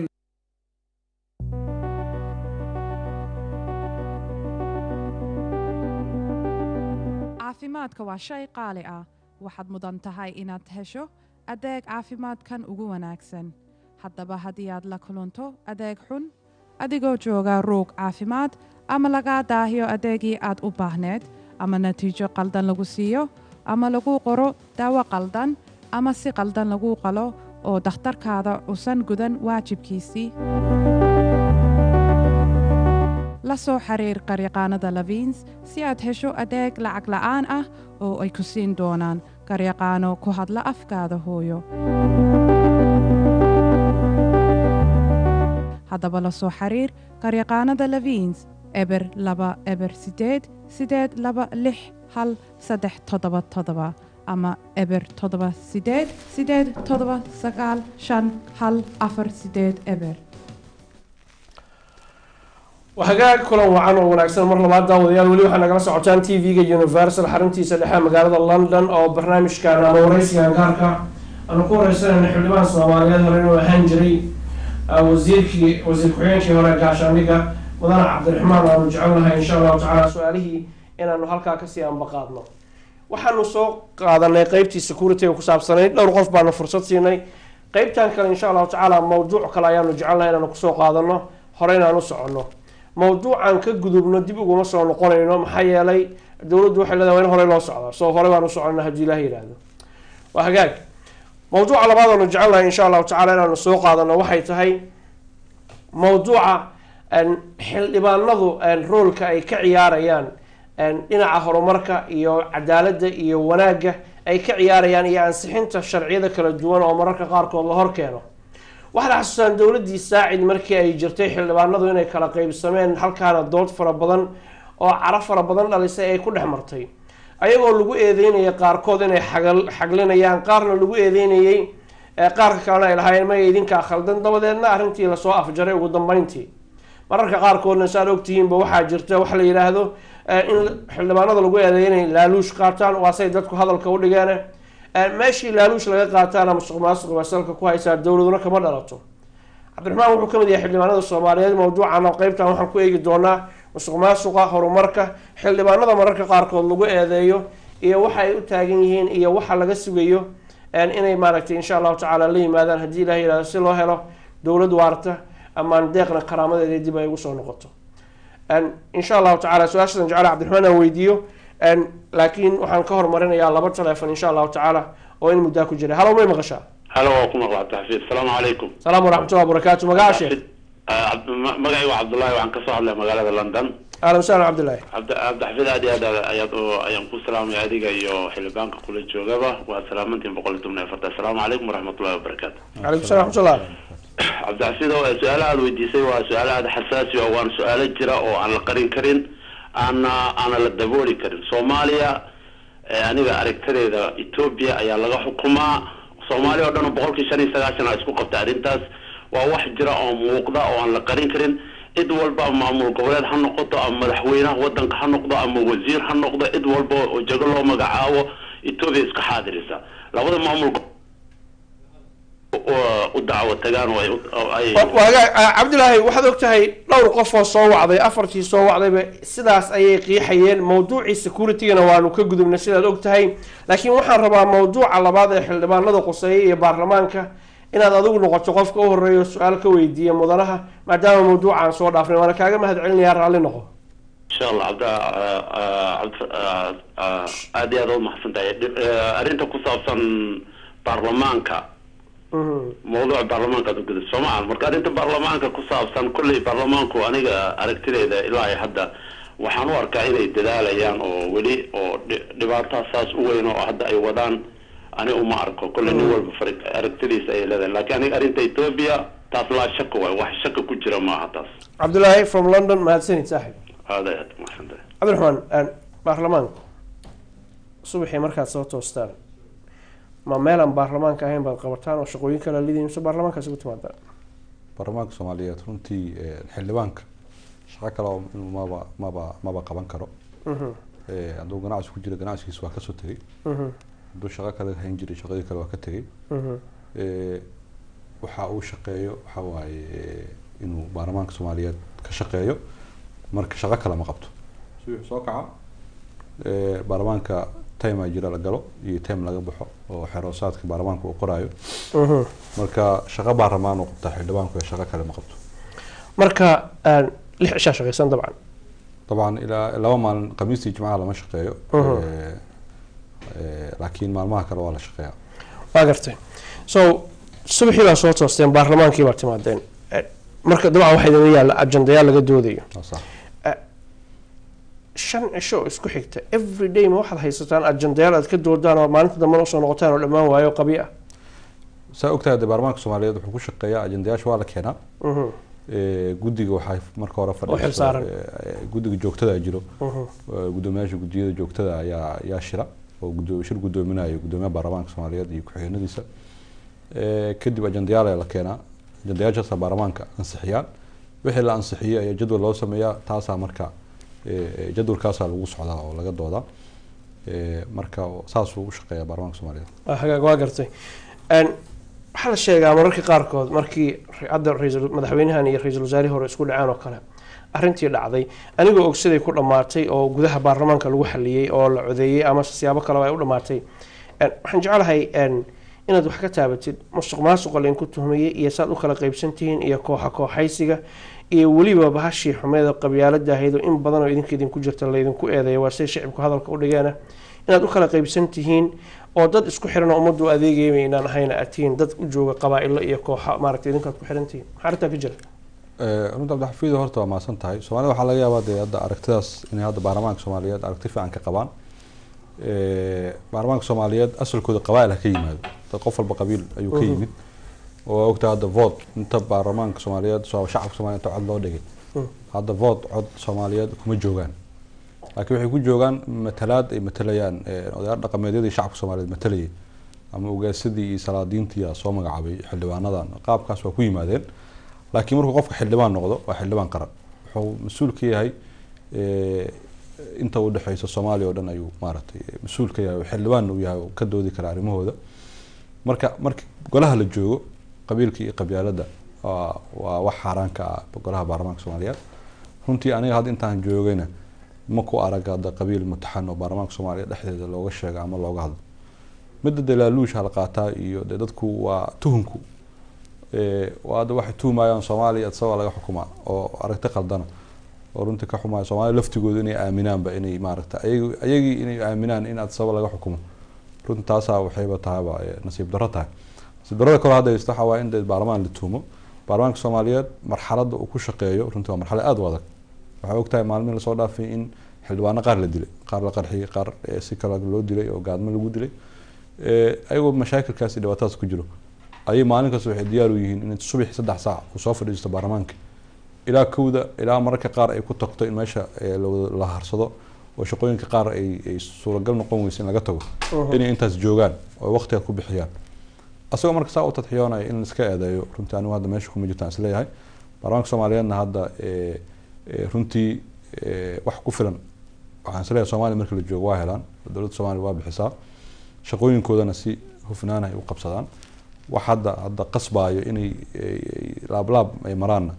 runtii aniga hadda duruuf ku qasbaysana ma ogiyo baarlamaanka Soomaaliya duruuftaas hadda ma hayso oo intaan ka warqabo bil walba kunadooda waa helaan waa qaataan marka duruuf ku qasbaysana ma jirto inuu halkaas aado 4 saac ama waqti kasta in uu fikiraan ayaha iyo shuruucdii iyo masiirka ummadda iyo hadii waxyaabaha qaal isku qabsado xukuumadda hadii is qabsato xukuumadda yaa la xisaabtamay yaa dabagalay waa ogtaa 2 maalmood la soo dhaafay ama 3 maalmood la soo dhaafay baarlamaanka Soomaaliya waxay su'aalo weydiinayaan wasaaradaha amniga iyo arrimaha gudaha xisaabtan dhaba ayaa ka jiray si toos ah oo la xisaabtamayeen haddii laablaabka hadda aad sheegaysa ay jirto ma dhici lahayn in si toosa baarlamaanka soomaaliyeed ay xukuumadda oola xisaabtamaan. baarlamaanka waxaan isleeyahay marxalad adagna waa ku shaqeeyaa, xisaabtankii laga rabana waa qabtaa, guddoonkiisuna runtii qeyb ayuu ka yahay hufnaanta iyo shaqada runtii si u qabtaan. waan ugu hambaleynayaa guddoonka baarlamaanka soomaaliyeed iyo xildhibaanada guud ahaanba runtii waqtiga iyo dadaalka dheeriga ay bixinayaan waa ugu hambalyeynaya. waa gartay intaanan su-aashan qodobkan aanan la wadaagin daawadayaasha, su-aal aniga ii gaar ah, ma dhabbaa in kuraasta baarlamaanka taalla ay dhulka ku dhegan yihiin oo dhulka ay ku masaabiirsan yihiin ama lagula dhajiyey shamiito? baarlamaanka soomaaliyeed ee kuraasta u taallo macnaheedu kursigan hadda meesha uu yaallo hadda aniga dee waa si saani ugu fadhiyaa, laakiin kuraasta hadba si loo sameeyo waa dhulka ma ku dhegan yihiin. kuraasta dhulka waa ku dhegan yihiin, laakiin waa loo sameeyey farsamo waa adiga ma aqaan meesha ka aragtay adaa la rabaa in ay sheegto. waxaan isku leeyahay because twitterkan waxaan arkaya in la leeyahay berigi hore oo la isla dhici jiray, marka waxaa laydinku kala celiyeen dhulka lagu dhajiyo, waa suu twitterka qof ku jira u dhigay. baarlamaanka soomaaliyeed ani hadda 2009 ilaa hadda ku jiraa baarlamaan hadda kuraas isla dhacay hadda ma arkin, dee waa iga horeysay dowladdii sheekh shariif dowladdii sheekh shariif xilligeeda waa ku jira xildhibaan baan ahaa. kuraas duulaysa oo aragtay iyo feer kuraas la isla dhaca ma arag, mararka qaar waa laga yaabaa dadku inay dad meel yimidoo dee ka dhexeeyo shaqo way waa murmayaan, laakiin in kuraas inta la siibto la isla dhaco. waa gartay hagaag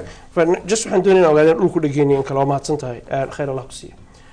waxaan fursad siinaynaa qodobkan insha allahu tacaala baarlamaan ku saabsan, waxaanan kaloo ana weydiin se jeclaa inay idinka timaado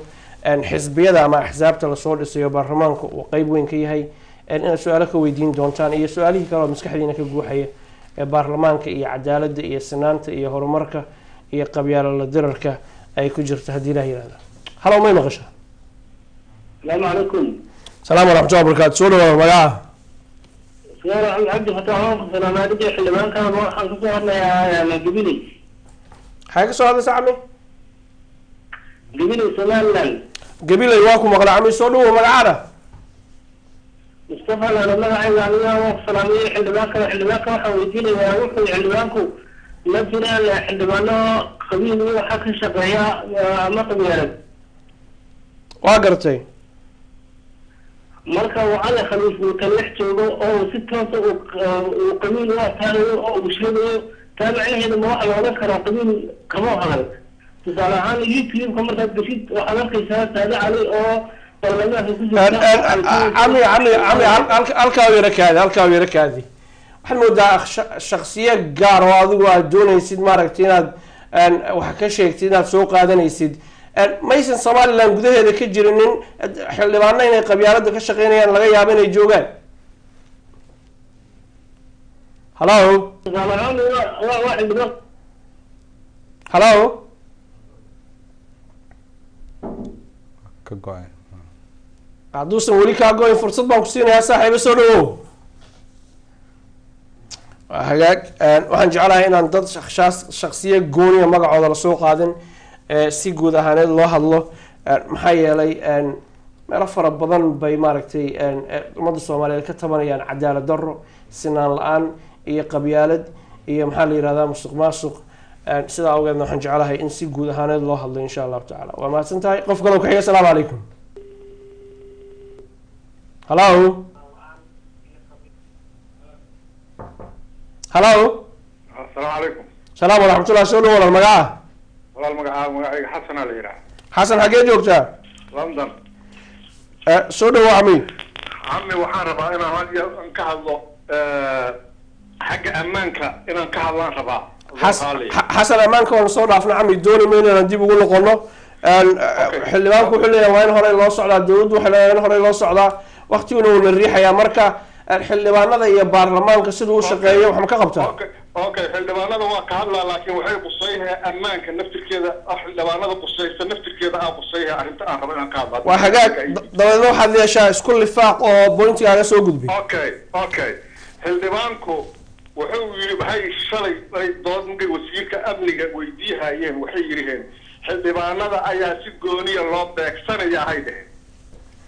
waa gartay kasta oo ka xumahay in nin Soomaaliya la dilay inaana jeclayn laba xildhibaan markii laga dilay ayay qayliyeen. waxaad og tahay in wariyaasha magaalada Muqdisho lagu dilay aan wax la soo koobi karaa aysan ahayn. wax ay ka hadleen inta u yeeraan wasiirka amniga kamala xisaabtamin marka ay isdhaheen dhibaa idin taabtay ayay wasiirka amniga u yeereen waa midda koobaad tan kale markii la soo qabto dadka dilay ee afkooda ku sheegaha ana inta xabad uga dhufday ama qoortaan uga dhufdayda ee qoslaya een katiina ku xirfayn ilaahan kugu dhaariye ee madaxa inta loo salaaxa la leeyahay wiilkaa maskaxda laga xaday la leeyahay ay leeyihiin amniga uu leeyahay xildhibaanada ninka ugu sarreeya waaye wadanka waa la xisaabtami waayeen cami dhegayso runtaa fiican moogtahay waa ninka keliya ka baqaan dowladdan waxaa weeye xildhibaanada way la xisaabtami waayeen maxaa stoobkaas haddana adoo baawata inta goyso booliisku ku istaajiyo oo istaagi weysa katiina garbaduub lagu xiraa katiina kuma xirra saad u aragteen ilaahina ku dhaariyeen askari soomaaliya oo jira gabal jaamacad ka basii dileen tv-ga laga soo daayay waa la xisaabtami waayeen marka waxaad leedahay xasan waraalehowe waxaad leedahay haddii la helo xildhibaano xoogan iyo baarlamaan shaqaynaya maandeeq karaamadeedii baa dib ugu soo noqonaysa absolutely laakiin intay sida yihiin allah ku wata cabdi xafiid marka waxaad leedahay markii 4 xildhibaan laga dilay ayay wasiirkii amniga u yeereen iyo kii gudaha waxayna yiraahdeen arrimaha waa inaad wax ka qabatid waa inaad wax ka qabatid ay dhahay wiilka yaroo mooryaanka oo ilaahiisa iyo rasuulkiisa aan aqoon ee dadka dilaya oo madaxa loo salaaxaya maya intaasi dhan ku daraan rabaa xasan aad u mahadsan tahay oo madaxa loo salaaxayo oo leeyahay wiilka maskaxda laga xaday ilaahan kugu dhaariyo waa ishiiqaadka ibliiska korkiisa ka naca xasan loo salaaxa leeyahay maskaxda laga xasan aad u mahadsan tahay warkaagu waa cad yahay xalaal barqadii waa la qashaa su-aashana wuu maqlayaa mudanuhu insha allahu tacaala uu ka jawaabayaa balse qof kaloo ku xiga fursadaan siina asalaamu calaykum halo asalaamu calaykum salaam waraxmatullah soo dhawaad magaca walaal waxaan idhahaa cabdiqadar ali baadaan aday xildhibaanka waa idin salaamaya cabdiqadar xaggee joogtaa waxaan joogaa wadanka netherland fadlan adoo raalliga kor yara hadal camiyo maxaad doonaysaa arrinta baarlamaanka iyo xildhibaanada inaad maaragtay ka weydiisid xildhibaanka waxaan rabay xildhibaanka laba su-aala inaan weydiiyo rabay su-aashayda koowaad waxay tahay xildhibaanka horta waa xildhibaan niyadti fiican oo wanaagsan maasha allah laakiin su-aalaha aniga aan rabay inaan weydiiyo waxay tahay xildhibaanka wuxuu yidhi anagu qabyaalad kuma shaqayno yidhi haddaana xildhibaanada soomaaliyeed sida aan ognahay xildhibaanadu waxa weeye maaragtay dhibaatadii ka dhacday hadda waagii la dhisayay maamulka kumeel gaadka ee jubbaland waan garanaynaa wixii xildhibaanaha inta orod isku taabtay tegay magaalada kismaayo iyo waxii ka dhacay idaacadaha iyo sidii maaragtay xildhibaanada ay usoo wada istaageen iyo qayladii dhaantii iyo cabdikhadar waxaan jecelahay inaad su-aal ka dhigtid aadan ka dhiganin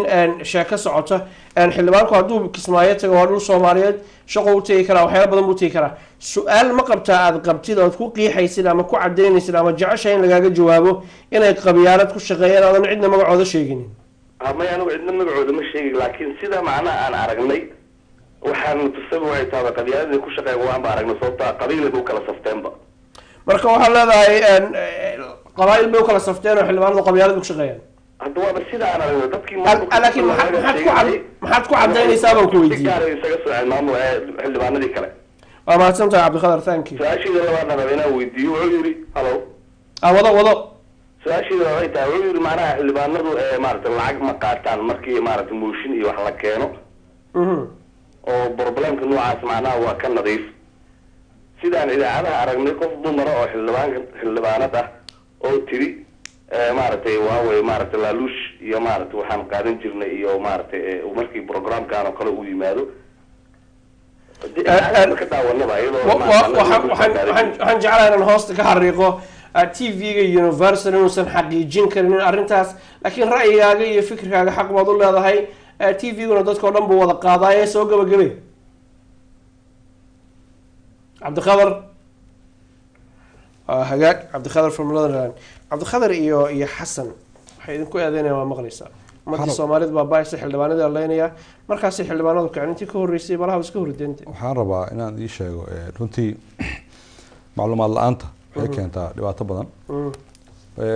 baarlamaanka soomaaliyeed markuu u yeerayay xukuumadda labada wasiir oo ka tirsanaa amniga iyo daakhiliga markii loo yeerayay maalintii ugu horreysay sababtii u baaqatay kulankooda wuxuu ahaa xildhibaan lagu dilay xamar weyne maalinkii dambe loo ballansanaane xildhibaan kale waxaa lagu dilay degmada Dharkeenley macnaheedu labada xildhibaan markii la dilayay labada maalin baarlamaanku baaqday tacsida u baaqatay labadaas maalinba baarlamaanka waxaa ka ballansanaa xukuumadda inay timaado wasiirada u xilsaaran amniga iyo arrimaha intaana dilin ka hor maalmo ka hor ayaa loo yeeray waxa loogu yeerina xaaladda guud ee amniga iyo maamulada dhismaha ku bilowday meelaha laga xoreeyay ama gacanta lagu soo celishay shabaab iyo qaacida sida wax loogu dhisayo su'aalo ay ka qabeen baarlamaanka ma ahayn marka wax ka dhashay labadii xildhibaan oo la dilay الله يرحمهم إله ونحرسته وأنا تعسوا ودريا أي هلذو ذي قرابة ذي حلوانا صومالية ذي بدون كبا إله صبر ما كسيرون ترك قالية هاين لكن معناه هذا ما يمرك لوضح حلوان انتين الله يرحمهم إن قيلان برمان قيلان صدقنا ساويرن حكومة دي ما هين أبسولدي وهنتي معلومات الآن توي كهرة يلويري حساب تنك هذا إلى حساب تماين وحاول أنا سؤالها أوير الوديع أي كم إذا هاد برمان كأبني جسال إلى لي إيو حدوان هذا أبني جود لكن وح أقول بدن أي ودينا إلى حلاقيها بقول سؤالات وح كبدن يا الوديني بقول كسؤالات معناه وحلاقيها بالله بقى محل إني كتهاي برمان كصوماليات أبني إيو وح كسابس لكن أنت كلو حياة هاي وح قصية أبني جدالك أما وح قصية معمول سمين تقبل هذا يدقموين كت جود هندلك وكترسين marka wax hadda xildhibaanada ay gaar isku xijinayaan ama gaar ay lafahooda kaliya u tashanayaan maana runtii shacabku ugu baaqaya inay raadiyaan wararka xildhibaanada iyo qaabka waxay yihiin inay raadiyaan oo qofka soo macluumaad dhab hayo oo su'aalana weydiiyo laakiin qofka haduusan macluumaad hayn waxa laga yaabaa in ay ka hoos baxdo maasanta xasan wuxuu yiri ila shijirada wax laaya marka la soo qabto cadaaladda ma marisan oo la sii daaya oo loo fududeeyaa حيث مسق ماسق نوع عصوي وكعملية حارتك ليدين والله ده أنا أنت كورقة مسق ماسق من شباب ولا سوق بتولى ده ما جرت شباب ما هذا يوحك هذا ويليش الجر ده وحديله وحكف صدا وحلا حبضه وتمغاد الحياعي هذا أيضا لفت جيدا وحيتها رنتي ما نكست محكمات عينك قلب كشده وحي حكمته يوها ما نكست أنت عدها إي تي في ده ولا جلس عدها إي ويب سايت ده رنتي أنا هذا مو أنت نيجري ما حلا صلاح oo dad inta dilay ama dambi galay magaalada lagu sii daayo la yiraahdo xarbaa tahay ord aniga hadda kama warqabo mana hayo laakiin waxaan hayaa aan ogahay aan ka warqabaa in ciqaab iyo xukunba la marsiiyo cid kasta oo jiriya dawladda Soomaaliyeedna hadda uma hakato intaan ka warqabo de xukuumadda dal badan ku bixisaa marka hadda ma jirtaan isleeyahay aragtidaasna aniga hadda sax ilama ahan in qof jiriyo inta dil ama qof dhaco in la yiraahdo free baa taa madaxa loo salaaxo أما سنتهاي لما قف وكلام فرصة سين قضب كان دبدنا حنو قد بينا نبتقلية ذا يو سيد دبلو دبشيسين تا سيد دبلو هشين لو أمد الصومالية هشين لهاي حنا جعلنا قال بدل يمكن نكمل شوي ديسانين بدل هرت يا هشيسين يا إزدقال سن سوح له هشيسين يا حسب حلو كلا قيبين يا بس أنا لما قف فرصة سي قضب كان قيبتي سي ودم بيسي حل بنا ذا يبارلمان كيسي وشقيان يو حلو إدمضي هلا ما يمغشى واكم مغلا السلام عليكم مقعا سودو مقعيق أمهاشنا ليدها ولا لو وحان ربا إنا ويديو أديق إيو حق السلامة يا حلبانك أقرت حلبان نذا صوماليات عاو وفدي حلبان كان وحان ويدينا يا محاي كل عذي مسمد عذي إن حلبان نذا إكدودان دباتذا xildhibaanada ay u yihiin ummadda Soomaaliyeed ee ku nool magaalada Kenya ma ka gaareen go'aan ma ka soo saareen dhibaatada haysata ma ka doodeen hasa rabaa walaalo inaan weeyo waa xagaag umahaashi waa maasan tahay qof kale oo ku xiga oo qodobka qaybtiisa u dambeeyay assalaamu calaykum hello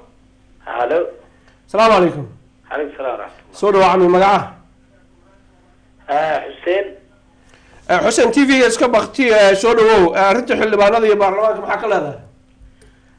بسم الله الحمد لله arrimaha hadda xildhibaanka oo u fadhiyo adiga iyo xildhibaanka waa idin salaamaya alaykum asalaam waraxmatullah waxaana ilaahay ka baryayaa ataysiirata fi kulli casiir Soomaaliya dhibaato haysato in ilaahay dhibaatada uu ka qaado amiin mid waxa waaye xildhibaanka aadan horta ugu mahad celinayaa nin aad u degan oo ay diini ka muuqato ayaan u arkaa adiga Cabdi Xafiid mid ayaan kaa codsanayaa tviyada waxa ku jiro oo aad adiga ugu horeyso ilaahay kacabsi ha loo dhawaado halka xabo oo aniga aan doonayo waxay tahay alla kacabsi ha loo dhawaado kaasoo ah dowladda maanta jirto wax cad oo aan annaga hiigsan karno ayay samaysay oon u tilaabsanay xag amni iyo xagga aan maanta dhan kusoo laabanayno waddankan ingiriiska shalay sidaad og tahay wiil 15 jir ah aad macalimad 61 jir ah midi ku dhuftay ayuu kow kaga siiyey dhihi karna marka waddanka dhanaa xun waddanka dhibaato way ka jirtaa xildhibaanada waxun way ku jiraan wax wanaagsan way ku jiraan tan kaliya aan rabo waxay tahay alla kacabsi ha loo dhawaado tviyada dadka fadhiyo oo adiga ugu horeydo marka aad boontiyada ka hadlaydo dowladda waxa ay qabato mashruuca isbitaalla la furay hadda amniga waa la soo celinaya waa la isku dayayaa dad 20 sano dhibaato haysatay one day ma lagu dhibaato tiri karo waa inaan u duceynaa dowladda qaladaadkeedana si xadidan aan u sheegnaa dowladda Ethiopia عمي رالله فرصة بدن بان كسيي sababtan ku siiyana waxay ahayd waxaad hadalkaaga ku bilowday ilaahay ha laga boqo hadal waxa weeye qurux badan culays leh miisaan leh sidaa awgeed xarigan ku sii daayay arawana Ethiopia dib ugu noqdo ma doonayo inaan maaragtay ka hadlo mowduuca aan ka hadlayno waa xildhibaanada ra'yigaaga leedahay dawladdu wax badan bay qabatay wax badanna waa looga fadhiyaa laakiin waxaad moodaa inaad adigu laftigaagu aad qabtid ra'yi ah inaad aniga ii sheegtid sidaad adigu wax u arkaysid inaan wax u arko dabadeedna saa u sheego dabadeedna aniga aad ii hagtid ra'yigaaga waa kaaga mahadcelinayaa waa ku soo dhaweynayaa ilaahay in laga cabsado waa ku waafaqsanahay su-aal xildhibaanada ku saabsan ma qabtaa ayo oo aan adiga sida caruur aan kugu sheegayo ma ahan ee waxa aan tv-ga ka fiirsanayo xildhibaanada su-aalaha qaar aad weydiinayso xildhibaanka waa su-aalo adiga biri kugu soo laaban karo xildhibaanka ha la weydiiyo su-aal target leh oo reference leh hadda tii ugu dambeysa oo amniga waxaa cad oo aan ognahay baa xildhibaanada inay u yeereen wasiirada maalmo ka hor xildhibaanadan inta aan la dilin taas kuma hayno maxaa yeelay qofkii telefonka soo diray baa yiri arrintaas jirtay xasan buu ahaa markii ay xildhibaanada afar laga dilay labadii u dambeysay labadaba Allah naxariisiyo kuwii ka horeeyay kadib bay kaceen ka horna maysan doonin inuu yeeraan dabadeedna wax u kaad cami dabadeedna xildhibaankaas saxay oo yiri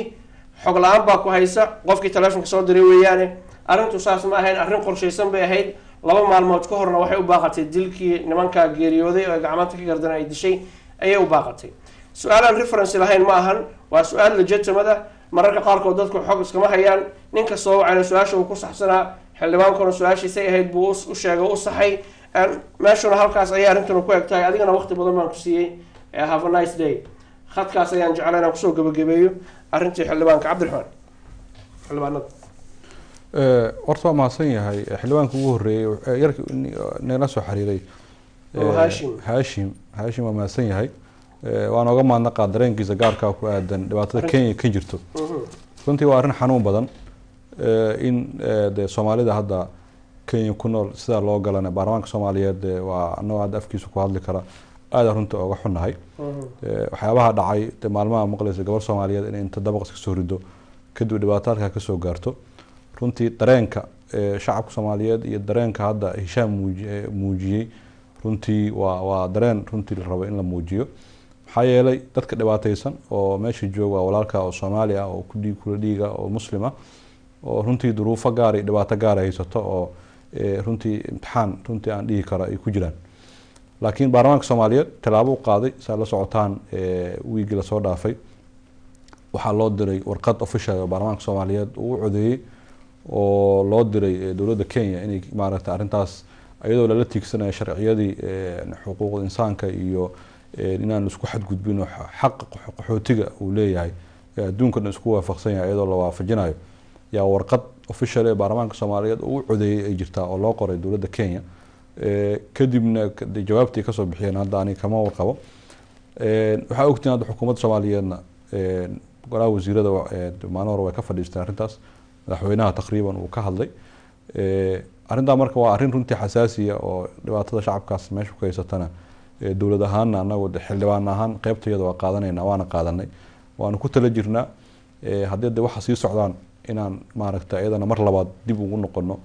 oo si diblomaasiyadeed arrintaas aan u galno laakiin runtii waxaan qirayaa dhibaatada meesha ka jirto in ay tahay dhibaato aada u weyn xanuunka iyo waxa maaragta ka jirana aan dareen gaara runtii annagana naga saaran yahay oo aada aan oga xanuunsanayno runtii waxyaabaha kala dhacay aniga hadda mar dhowaan soo maray runtii indhayaan kusoo arkay dhibaatada meesha ka jirto ma ahayn dhibaato hadda lagaga sheekeynayo yani aeroboortkan soo maray magaalada gudaheedaan galay habeeno qaar iyadoo raaf iyo jiraanaan ka qeyb galay oon arkay runtii dhibaatada ka jirto waa dhibaato culus oo weyn laakiin waxaan rajeynayaa in shacabka soomaaliya laftigoodana inay soomaaliya inay dhistaan inay taas tusaale ugu noqoto maxaa yeele wadanka aad leedahay oo aad dhex lugeyn kartid oo aan lagu qabsanayn oo sharci lagu weydiin waa soomaaliya soomaaliya maanta cadow ma haysto dibadda kaga yimid soomaaliya dhibaatada haysata waa wiilashii yararka ah oo amniga dalka dhibaato ku hayo aan usoo jeesano dalkeena inaan dhisano aan usoo jeesano inaan wiilasha yararka anta iska qabanno dalkeena aan nabad ka dhigano si aynu ugu noolaano si xor ah waxaad tiri madaxweynaha ka hadlay dhibaatada Kenya ka jirta madaxweynaha waxaa soo martay fursad dahaba markii uu Kenya ku tegay booqasho arrintuna ay samada maraysay ma kuula muuqataa mise ma ku habboonayd ma isleedahay markaasay ahayd madaxweynuhu inuu shicibkiisa dhibaataysan uu yiraahdo ugu yaraan waa ka xumahay dhibaatadeena haysato Uhuru Kenyatta hoos baan la hadlayaa ilaa wax walba banaanka lagu soo dhigi karo waa la hadlayaa oo qulubta ay digto ay dareemaan inay madaxweyne leeyihiin dawlad leeyihiin xataa haddaan wax weyn loo qabanin moralka loo dhiso ma aysan markaa ku habboonayn inuu maandeeq u maalo intaan ka warqabo cabdiyo madaxweynuhu inuu kala hadlay arrinta si public aan sheegayna dadka uu la hadlay shacabka Soomaaliyeed isagoo Kenya ku sugan dawladda Kenya uu kala hadlay intaan ka warqabo madaxweynaha laftigiisu kala fadhiistay laakiin de madaxweynuhu inuu markaas suu arkayay inuu public u hadlo oo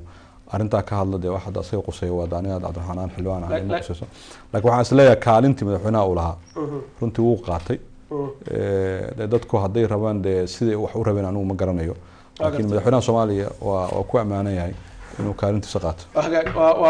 waa ra'yigaaga weeye waana kaaga mahadcelinayaa laakiin markaad eegtid shucuurta dadka Soomaalida dunida daafaheeda jooga waxay ay intooda badan ay qoraalada social networking ay ku qoran marka akhridid iyo wararkaba inuu madaxweynuhu arrintaas meesha ku gooyo Uhuru Kenyatta gooni oo la hadla laakiin uu dadkiisa tuso inuu madaxweyne yahay aan dushiisa lagu dulmin karin gaar ahaan markuu meesha joogo haddii uu la hadlayna miro badan ay dhashay dadka Kenya jooga ayaa caawa garan kara oo rafaadka iyo qaxarka iyo leeta ka tan buluushayaka iyo baasakan leeyahay inta waxaanu kaga gudbinaa arrintaas waxaanu u gudbinaa insha Allah taala haddii Ilaahay yiraahdo dib u heshiisiinta waxa lagu magacaabay waxaanu aragnaa dad fara badan oo shiraya dib u heshiisiin baa laga shiraya Cabdiraxmaan yaa la heshiisiinaya marka عبد الحفيظ وما سنتهاي سوماليا أنا دتك مثلا كجرا وليد وهشيسين وبانت وحل هشيسين معناه هذا حواي سوماليا لبي لو أتنك سنة ودن بيسوي قلب جارت دتكو إن سوماليا نمان لبحي مع مقابلة هذا إني دهان سوماليا وحقون محاكين دبعت سوماليا كلا جارتا كانت كوا كلا إن يجرا أنه جارا وحصة ما يصنع محاكين dhibaato Soomaaliya dhaxtaala keentay oo dhaxmartay waa hore dhaxmartay dadka marka in isku qalbi furo oo dib u heshiisiin dhaba loo furo oo dawladda Soomaaliya u idman tahay inay ka shaqeyso iyo baarlamaankaba in si dhaba dadku la isku dhaxgaliyo oo dadku ay dareemaan oo dareemaan ninka jooga Hargeysa inaan Muqdisho laga lahayn oo ninka Muqdisho jooga uu dareen uu ka qaado in Hargeysa laga lahayn oo ninka Cadaadad jooga uu dareemo in Muqdisho aan laga lahayn oo ninka Muqdisho jooga uu Cadaadad tagi karo تامر waxay u baahan tahay dib u heshiisiin dhab in la sameeyo oo dadka la isdhex galiyo marka dib u heshiisiinta aniga aan fahamka aan ka qabo waa intaas in dadka la isdhex galiyo oo dadku maaragtay walaalo inay yihiin loo sheego oo dadka lagu baraarujiyo oo laga shaqeeyo oo dadku Soomaalinimadii waagii Soomaali bariisamaadka sidii ahaan jirtay waxa dhici jirta laba qof oo saaxiib aan isweydiin jirin yaa tahay oo qof kale uusan ba aqoon ba qabiilku Soomaali ka yahay laakiin ay u joogto qofkan qof Soomaali walaalkiis inuu yahay meeshii in lagu celiyo waxay u baahan tahay shaqo badan in la qabto shaqooyinkaas la qabanaa marka waxaa kow ka dib u heshiisiin dadkeen dhaba in dhax marsiiyo oo odayaashii iyo deegaanadii hoos inta laga soo mariyo gobolladii iyo degmooyinkii iyo dadkii isla deganay in dad badan iska dileen dad badan runtii waxaa laga yaabaa in ay kala qaxeen in wax la kala haystaa weli dhacaysa waxyaabahaas marka dib u heshiisiin lagu soo celin karaa dib u heshiisiinta marka waxaan is leeyahay waa wax loo baahan yahay oo la rabo in Soomaaliya xukuumadeeda ka shaqeyso dabcan arrintan cadligay wax badan la xiriirtaa oo sal u ah waxaad kala waajisay Somaliland 30 sano ka hor wiilkii asagoo caloosha hooyadii ku jira diyaarad calanka Soomaaliya ku dhigan tahay bamka ay ku tuurto hooyadii ay halka ku dhimatay iyo aabihii asagii uu maanta adduunka joogo aan aabihii aragoo hooyadii arag سوق العنيسة حقوق العنيسة dhibaatada Soomaaliland gaartay dhibaatada Soomaalida kala gaartaba runtii waa masaa'ibka dalka ka dhacay kamid ah oo la rabo dadku dawima waxay dhacaan shalay miyaan fiirinayna waxa la rabaa dadku wixii shalay dhacayna dib loo fiirin waxa la wixii shalay dhacay musiibo annaga nagu dhacday oo gacmaha ay ku kasbanay ahayd ma ahayn wax hadda ciidamada iyo duulaan dibadda nooga yimid wixii dhacay waxay u baahan yihiin in laga wada hadlo laga heshiiyo si looga heshiina waxay u taalaa dhaqanka iyo siyaasiyiinta iyo dadka waxgaradka in arintaas ay maraan laakiin hadduu qofka yiraahdo Cabdixafiid oo shalay maxaa aniga waxaas igu sameysay macnaheedu waxa aniga Cabdixafiid iskuma imaan karno haddaan fiiriyo waxa Cabdixafiid shalay na dhaxmaray waxaan u baahanaa marka Soomaaliya maanta u baahanta waa tanaasul waxa u baahanta afan tanaasulku waa fiican yahay laakiin mushkiladu waxay mudaa inaad yara dhinac martay inaan khaldanahay oo laga yaabaa inaan ka yara Somaliland joogo 30 sano ka hor cid ku tiri raalle oo aabaha anaga dilnay ma jirto cid ku tiri wixii dhacay dib dambe inay soo dhicino iskuulada lagu dhigo oo taariikhda lagu dhigo adigu waxa tiri laga gudbo mushkiladuba in laga gudbo way Soomaaliland waa in hoosta laga xariiqa oo taariikhda lagu daraa oo la dhahaa never again inay dawladdu ay shacabkeeda weerarto hooyo Soomaaliyeed gurigeeda ay ka qaxiso dabadeedna ay dhasho waxa maanta aan dhaxalno aniga oo kugu celinaa wixii dhacay dhibaato iyo masaa'ib anaga gacmeena aan ku kasabno way waxa dhacayna Hargeysa kaliya kama dhacin Muqdisho ka dhacay dhibaato hadda gaar oo Hargeysa oo lagu sameeyay aniga hadda ma ogiye dhibaato caam ah oo Soomaali ku habsatay oo runtii 22 sano ku habsatay jirta dhibaatadaas jirto waxaan uga gudbi karnaa inaan ka wada hadalno dadku wada fadhiistaan siyaasi iyo dhaqan iyo waxgarad iyo culimada diin kadibna xal laga gaaro dadkuna wada noolaashihii iyo midnimadii la soo celiyo Soomaaliya inay mid tahay waa muqadas midnimadeeda in la ilaaliyo oo qof kasta oo Soomaaliya ay waajib ku tahay inuu midnimadiisa ilaaliyo muqadasna weyn taas marka macnaheedu dawladnimada Soomaaliya in qof gaar ah oo hadda leh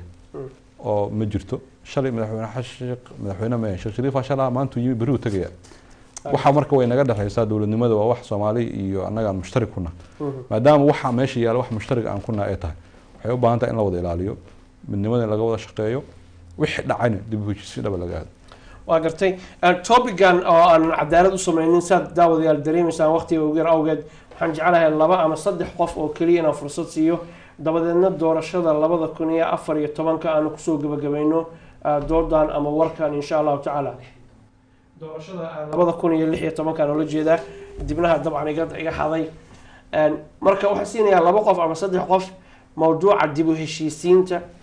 hay'to ku saabsan insha Allah taala qofka horeeyay salaam alaykum عليكم السلام شو دو عمي مدعاه وأبا الصوماليات أهلا وسهلا أهلا وسهلا عبد الحافظ وكو سلامي شو دو عمي تسلمك كلمة برمينا نعوضو واقرت عمي دورتا حلبان كان ويدينا إياه حلبان كان تهيد لعاوي هذا ويدينا سي الدفاع عنبو كشراه مرنا بمهورا دولدو وحاسيكو خلدمت هاي واقرت marka xildhibaanka waxa uu fiican inuu dawladdu khaladaad meeleed inuu wax ka sheego ma laga yaabo inay saxsan yihiin dawladda iyo xildhibaankuba may gartay wax badan baa ka khaldan xabad qac kaga sii laakiin arinta rusalka ku hayso dib u heshiisiinta insha Allah aba Soomaaliyeed waxaan ka qacsiinayaa tan ah waxa ka dhacaya iminka Kenya gartay xitaa waxa la xiriir safiirka Kenya oo suuqa laga qafaashay عمي فضلا دب هشيسينتا كان كينيا وانو دافن خير الله كسي دب هشيسينتا سوماليا دب هشيسينتا waxay u baahan tahay in daacad laga noqdo waagartay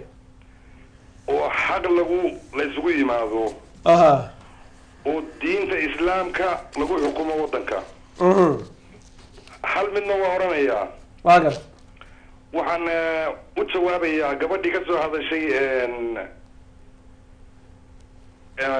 gabiley inaan buu ahaabaan u malaynayniyo ma inaan buu ahaa mise gabadh ma huba laakiin saasaan moodayay aflagaadadu ma fiicna marka media laga hadlayo in afka la hagaajiyo la is ururiyaa fiican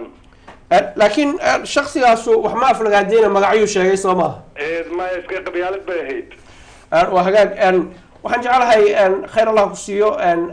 arrintaas sheegtay markiina waa xusay inaan maaragtay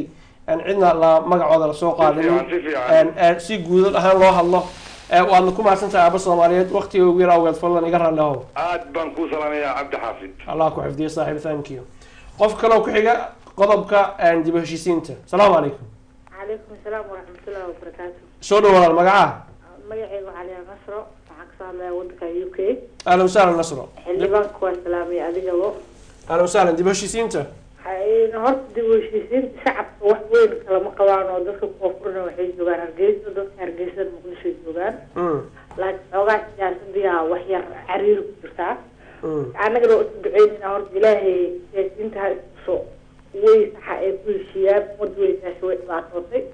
waxa meesha ku baaba-ayn waa haweenka iyo caruurta see gabadhi ugu horreysay barnaamijka furta ee ku hadashay marka haddii la siriixo annagaa kisanay annagaa fiicanay annagoo saan ciddaa nagama horumari karta iyo wax noo hagaagaya mal horta waa lasoo arkay wixii jiray dawladda ay ka caraysan yihiin waa dawlad oo 24 sano ka hor magaalada ka baxday oo maanta dadkii waddankaas xukumaya hadda wax nool iyo wax dhintay iyo wax gaboobay oo waxba qaban karin waayo marka dhallinyarada maanta soo kacday aqoon-yahanka maanta waxbartay waa inay ka shaqeeyaan sida labada gobol waa ilaa Soomaaliya oo wadanka lama ahan maanta hargeysa sidii caloosha iskugu furi lahaayeen laga shaqeeyo waa maahan in laga shaqeeyo maxaan maanta in lagu celceliyo inuu 30 sano jiro aabihiisa la dilay qofka aabaheeda dilin ma laha wadanka wax caafi ku jiraan xagga weerarkaadii dilka aabaha haddii aniga adigu xabadaan isku qaadano ama laba family xabad ay isku qaataan oo isku dhuftaan Soomaalidu weligeed bay isleynaysa geed hoostiisa la fariisan jiray oo geel baa la kala qaadan jiray ama waa la iscafin jiray laakiin markii diyaaradii aeroboortka ka kacday shicibkii ay duqeysay is different waa la beelood diyaaradaas wada xataa raalli ma ka ahay inuu dadkaas duqeeyo oo mees dawlad weyn oo waxaa taagneed oo wax ayada rabta ay sameynayso oo qof hortaysan jirin aad baa umahadsantahay thank you halkaas waxaan uga baxaynaa mawduucaas waan idiin sheegay cadaalad uma samayn karo haddana waxaan u gelaynaa mawduuca kale oo weyn oo barnaamijkan inta ka hartay aanu siin doono kuna saabsan 2016 doorasha Soomaaliya ma ka suurtagalba hadday ka suurtagal tahay maxaa laga yeelayaa meelaha ama xaafadaha aysan ka talinin dawladdu ama se aysan gaarinin yaa codaynaya one man one vote miyaa lagu codaynayaa fair ma u dhacayaa maxaa la dhahaa iyo si free electionkaas ama doorashadaas dawladaha jaarkaas gacan intee leeg bay ku lahaanayaan inay influence gareeyaan ama se dhinaca iyagu rabaan kubadda u laadaan iyagoo siyaasad iyo lacag iyo hanti iyo maal haysta ay markaa siyaasiyiinta Soomaaliyeed ay influence ku sameeyaan waa haddii ay ku sameyn karaan sida dadka baadilkooda ay qabaan waxa weeyaan in maaragtay ay influence fara badan oo dabadda uu jiro dana badan Soomaaliya laga leeyahay arrintaas aanu eegaynaa waxaana jecelahay su-aasheeda koowaad inay noqoto mudane xildhibaan 2016 doorasha Soomaaliya ma ka suurtagalba cabdixafiid inta taas u gudbo waxaa rabaa oday hadda ay soo hadlay warkiisana qeyb ka qaato xildhibaanka Soomaaliyeed wuxuu yiri difaacu ku jira annaga xildhibaanada Soomaaliyeed waxaan u sameysanahay la xisaabtanka xukuumadda iyo ilaalinta shuruucda dalka xisaabtanka xukuumadda iyo dhaliilaheeda macnaheedu in intermedia soo fadhiisano aan idaacada ka caayo xukuumadda Soomaaliyeed oo waxa ay ku xun yihiin maanta aan sheego daawo kuma imaanayso aniga waxaa laga rabaa shaqadaas anaa iskale inaan kala xisaabtamo golaha baarlamaanka dhexdiisa waan lala xisaabtamaa baarlamaanka marka gudaha la joogo dadku meediyahana waa toos ay ogala socdaan si dhaba ayaa loogala xisaabtamaa dhaliilaha ay qabto xukuumaddana golaha dhexdiisa si dhaba loogu sheegaa waana lagala xisaabtamaa laakiin markii wasaa'il iclaamka ama meediyaha la joogo ama iclaamka la joogo waxay ila tahay dadku waxa wanaagsan inay ka shaqeeyaan maxaa yeele waxa la wada qaa waa dowladnimo waxaan u soconno waa dowladdaas inaan wada kakabno oo dhisano inaan marka qof kasto si kasta uu maaragtay wanaagga oga shaqeyn karo mid afka oga shaqeeya iyo mid meediyaha u mariya iyo mid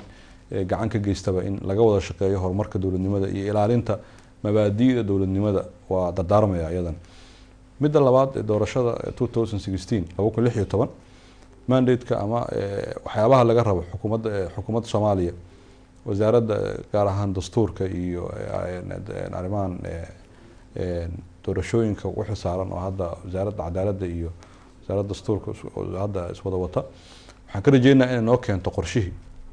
annaga waxa aan rabno inaan ka shaqeyno waxa waaye 2016 in doorasho xora waddankeena ka dhacday in la gaarsiiyo xukuumaddana intaas u idmanta baarlamaankana intaas u idmay haddii xukuumadda keeni weysana baarlamaanka asaa ka shaqeyn doona oo shaqaha u madax banaanaan doona haddii dee xukuumadda ka imaan weyso oo waqtiga ay keeni waayaan loogu talagalay laakiin intaan ka warqabo baarlamaanka Soomaaliyeed oo u qorsheysan tahay in doorasho la laakiin waxa ka horeysa waxa waaye amniga in suu agartay haddii amniga la sugi waayo si buuxdana doorasho qabsan mayso dabcan waxaan rajeynayaa insha Allah de dhanniga iyo malada waa la wanaajiyaa 2 sano dawladda Soomaaliyeed u hartay 2 sano in de sanadka ugu horeeyay amniga dalka ay ku hananto sanadka ku xigana in processkii ama wadadii doorasho lagu aadi lahaa in ka shaqeyso marka khayr badan la rajeeyaa lama rajeeyo in amniga la sugi waayo iyo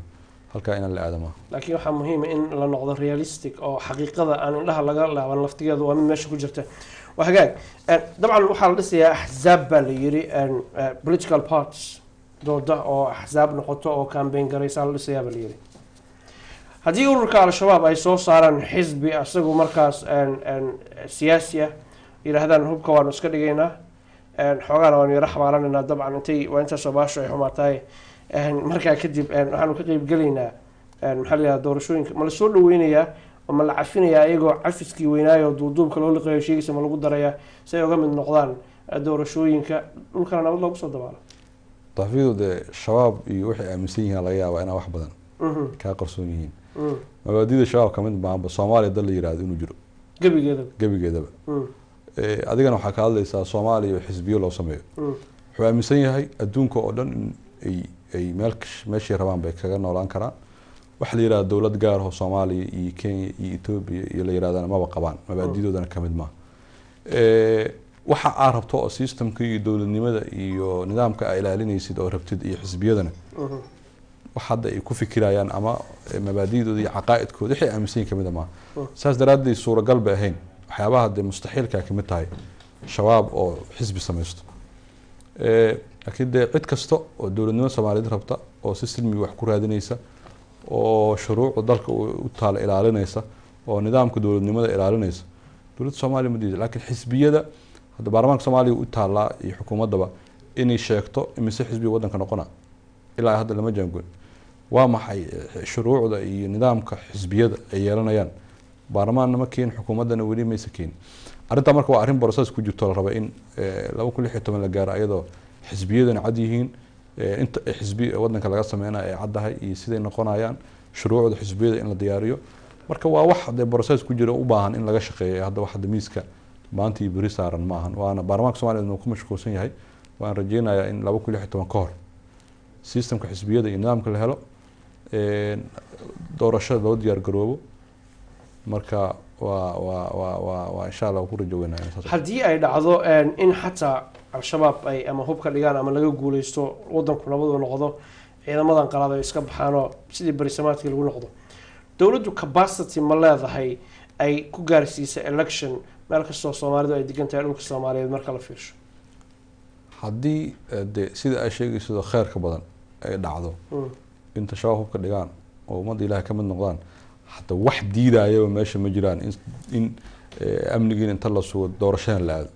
waa wax dhacayo oo isleeyahay waa dhacayaan wax caqabada kaliya hadda wadanka haysto waa shabaab haddii shabaab meesha ka baxo caqabad kale insha Allah waxaan rajeynayaa inta imaanin doorashooyinkii iyo qaabka loo qaban lahaa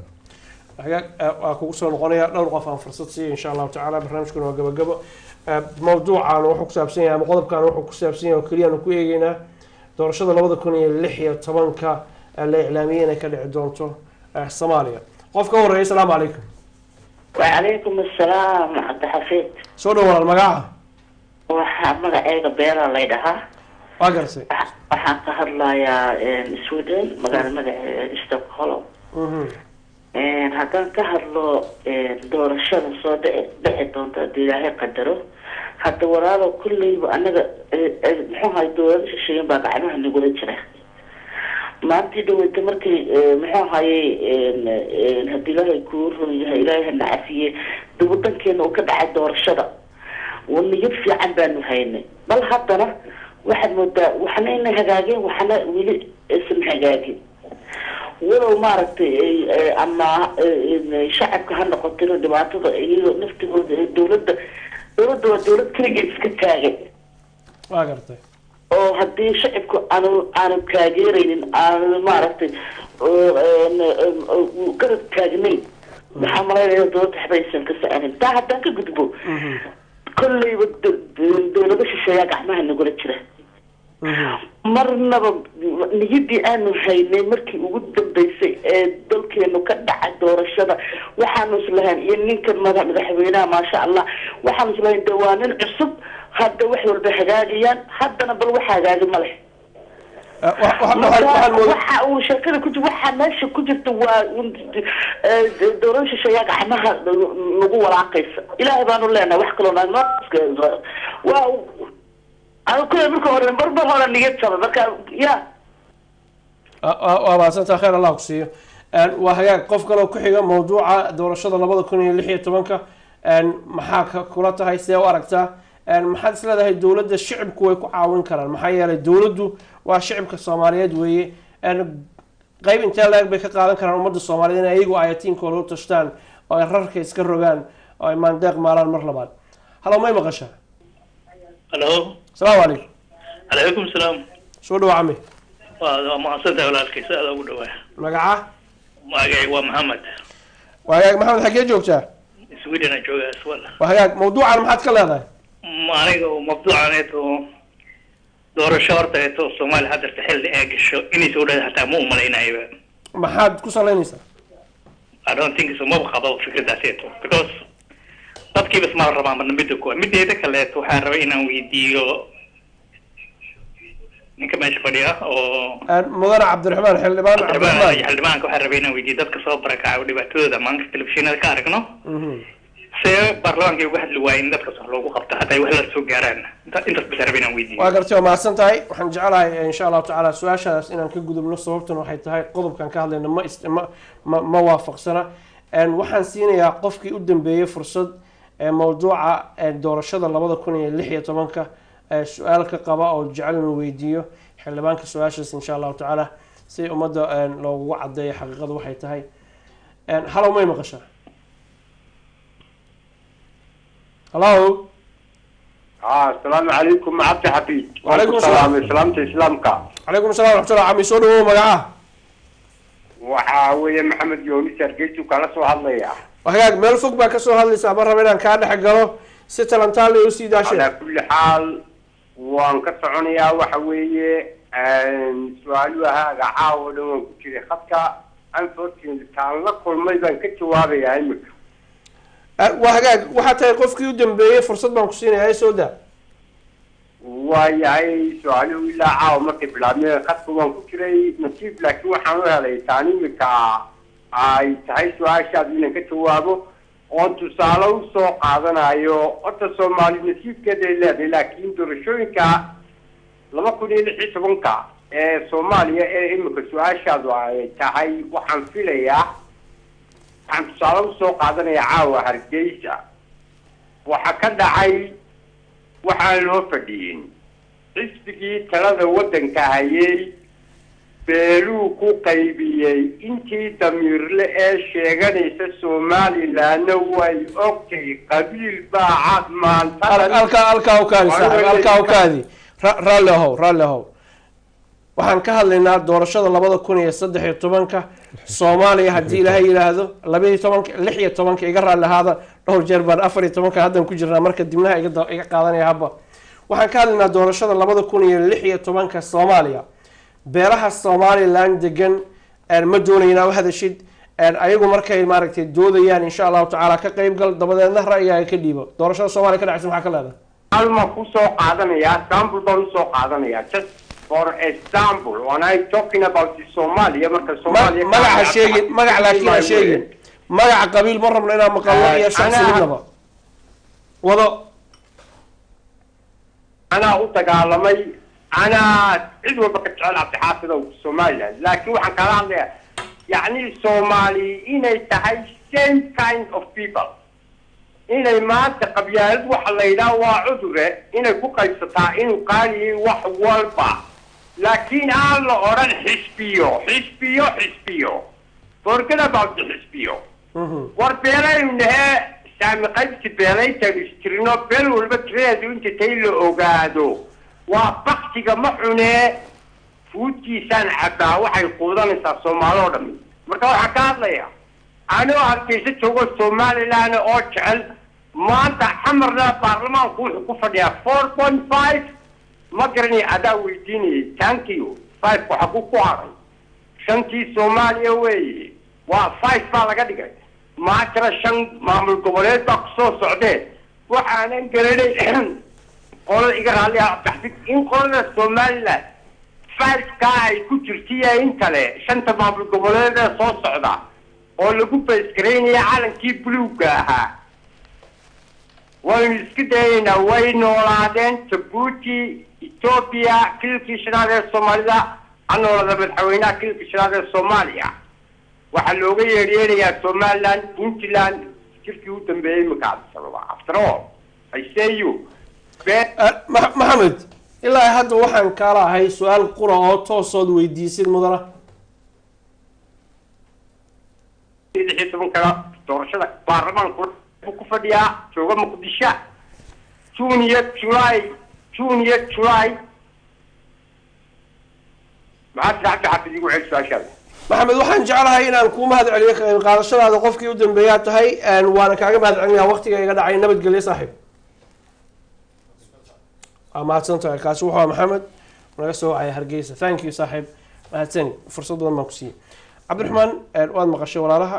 doorasho inay qabsanto laga yaabo rajo kama qabno adigu xalada rajo laga qabaa nabad hadii la helo su'aash jawaabtaadii ugu dambeysay iyo waxaad ku soo khulaasan lahayd ummadda Soomaaliya uga tagay tafadal horta mid rajo la'aanta waxaan rabaa Cabdixafiid in iska dhaafo gabadha waxay tiri waa niyad jab niyad jabka gabadha ka muuqda Scandinavian-ka naga soo raacsan maleen hadaan qaldanayn horta lama niyad jabo qofka meesha joogan waa bini'aadankuna de kaamil ma wax bada qalad ka dhacay iyo waxa laga yaabaa culayska iyo waxa saaran inaadan laga warqabin laakiin in Ilaahay raxmadiisa laga quusto sax ma hal waa dadku inay soo quusanin niyad iyo hayaan in Soomaaliya hagaagi doonto sababtoo ah qofka jabo niyad jabo qof niyad jabo dhahayo aniga Soomaaliya doorasho kama dhici karto Soomaaliya aniga nabad inay ka imaan karto ma aaminsani macnaheedu Soomaaliya u maqan marka waa gartay badana waa maqnaa xal raba adiga Soomaaliya adiga wadanka iskale inaad ka quusanin inaad Soomaaliya ay nabad noqon karto inaad adna ka shaqeyso niyadana wax badan ku hayso si guud shacabku waxaan u baaqayaa in nabadaas iyo horumarka wadanka laga wada shaqeeyo dadkuna niyad wanaag fara badan inuu ka muuqdo oo niyad dadka ay maaragtay wanaajiyaan wax kasta oo wanaaga oo dowladnimada Soomaaliya ku horumari kartana in laga shaqeeyo wax kasta oo nidaam ama wax kasta oo kala geyn kara shacabka Soomaaliyeed ama midnimada Soomaaliya dhaawici kara ama hor u socodka nabadda iyo amniga dhaawac gaarsiin karana in guud ahaan Soomaalida inay ka fogaadaan aniga ugu baaqi lahaa maxaa yeelay gacmooda jirbay wax ku wada qabtaan haddaynu iskaashano oo niban miiska dhinac ka qabto waxaan isleeyahay waa la gaarsiin karaa miiska inuu maaragtay meel fiican aan dhigno laakiin haddii aniga geeskan ka qabto waxa laga yaabaa xataa biyaha inay kugu daataan marka Soomaaliya waa in la aamino Soomaali baa leh waa wax naga wada dhaxeeyo oo aan wada leenahay waxaas la rabaa in la wada difaacdo wax kasta oo dhibaayana laga difaaco oo laga ilaaliyo cadow fara badan oo Soomaaliya leedahay mid gudaha iyo mid banaankaba marka waxaan rajeynayaa in shacabka Soomaaliyeed ay dowladooda ay aaminaan dowladooda ay garab siiyaan garab siintaas iyo ilaalintaas midnimadoodana runtii waxaan is leeyahay waxay ku hanan karaan meesha loo socdo oo ah Soomaaliya oo bariisamaadka joogto iyo Soomaaliya oo nabada oo dowlad ka jirto in la helo dadka maanta jooga haddii khaldan yihiin haddii saxan yihiinba shalna waa maqnaayeen maanta waa joogaan berina waa tagayaan laakiin dowladnimadu waa wax waarta dowladnimada waxa marka la rabo in laga shaqeeyo waa wax waaraya oo joogaya meeshooda marka waxa la rabaa waxaas waaraya oo dowladnimada inaan gacmo laga wada geysto idaacadaha iyo dadka runtii meelaha dheer wax gaarsiin karana wax kasta wanaag inay ka shaqeeyaan oo aan loo isticmaalin in maaragtay lagu dumiyo dowladnimada ama midnimada Soomaaliya dhaawac loo gaarsiiyo waan rajeynayaa waan ku ammaanantiin TV Universal inaad qayb ka tihiin qaybna ka qaataan horumarka iyo dowladnimada inay hor u socoto waan rajeynayaa inaad wadaas yeehin doontaan aadan kaaga mahadnaqaaya adigana runtii qayb qaadashada cabdiraxmaan kulmiye xirsi aad baan kugu mahadcelinaya qayb qaadashadaada iyo waqtiga aan siisay aad baan kugu mahadcelinaya horena dhowr jeer horaad noogu timid ilaahay ku xifdiyaan ku mahadcelinaya waa hagaag farsamada caawa waxaa noo fadhiyey mudane cali naaji oo isagu si hagarlaan ooga qayb qaatay barnaamijkan iyo barnaamijyo kaloo fara badanba soo saaraha barnaamijkan waa cabdulla mudhir waxaan kaloo mahadcelinayaa axmed daahir iyo weliba maxamed xaaji cagma dhiga waxaan idinla socodsiinaya anigoo cabdixafiid maxamuud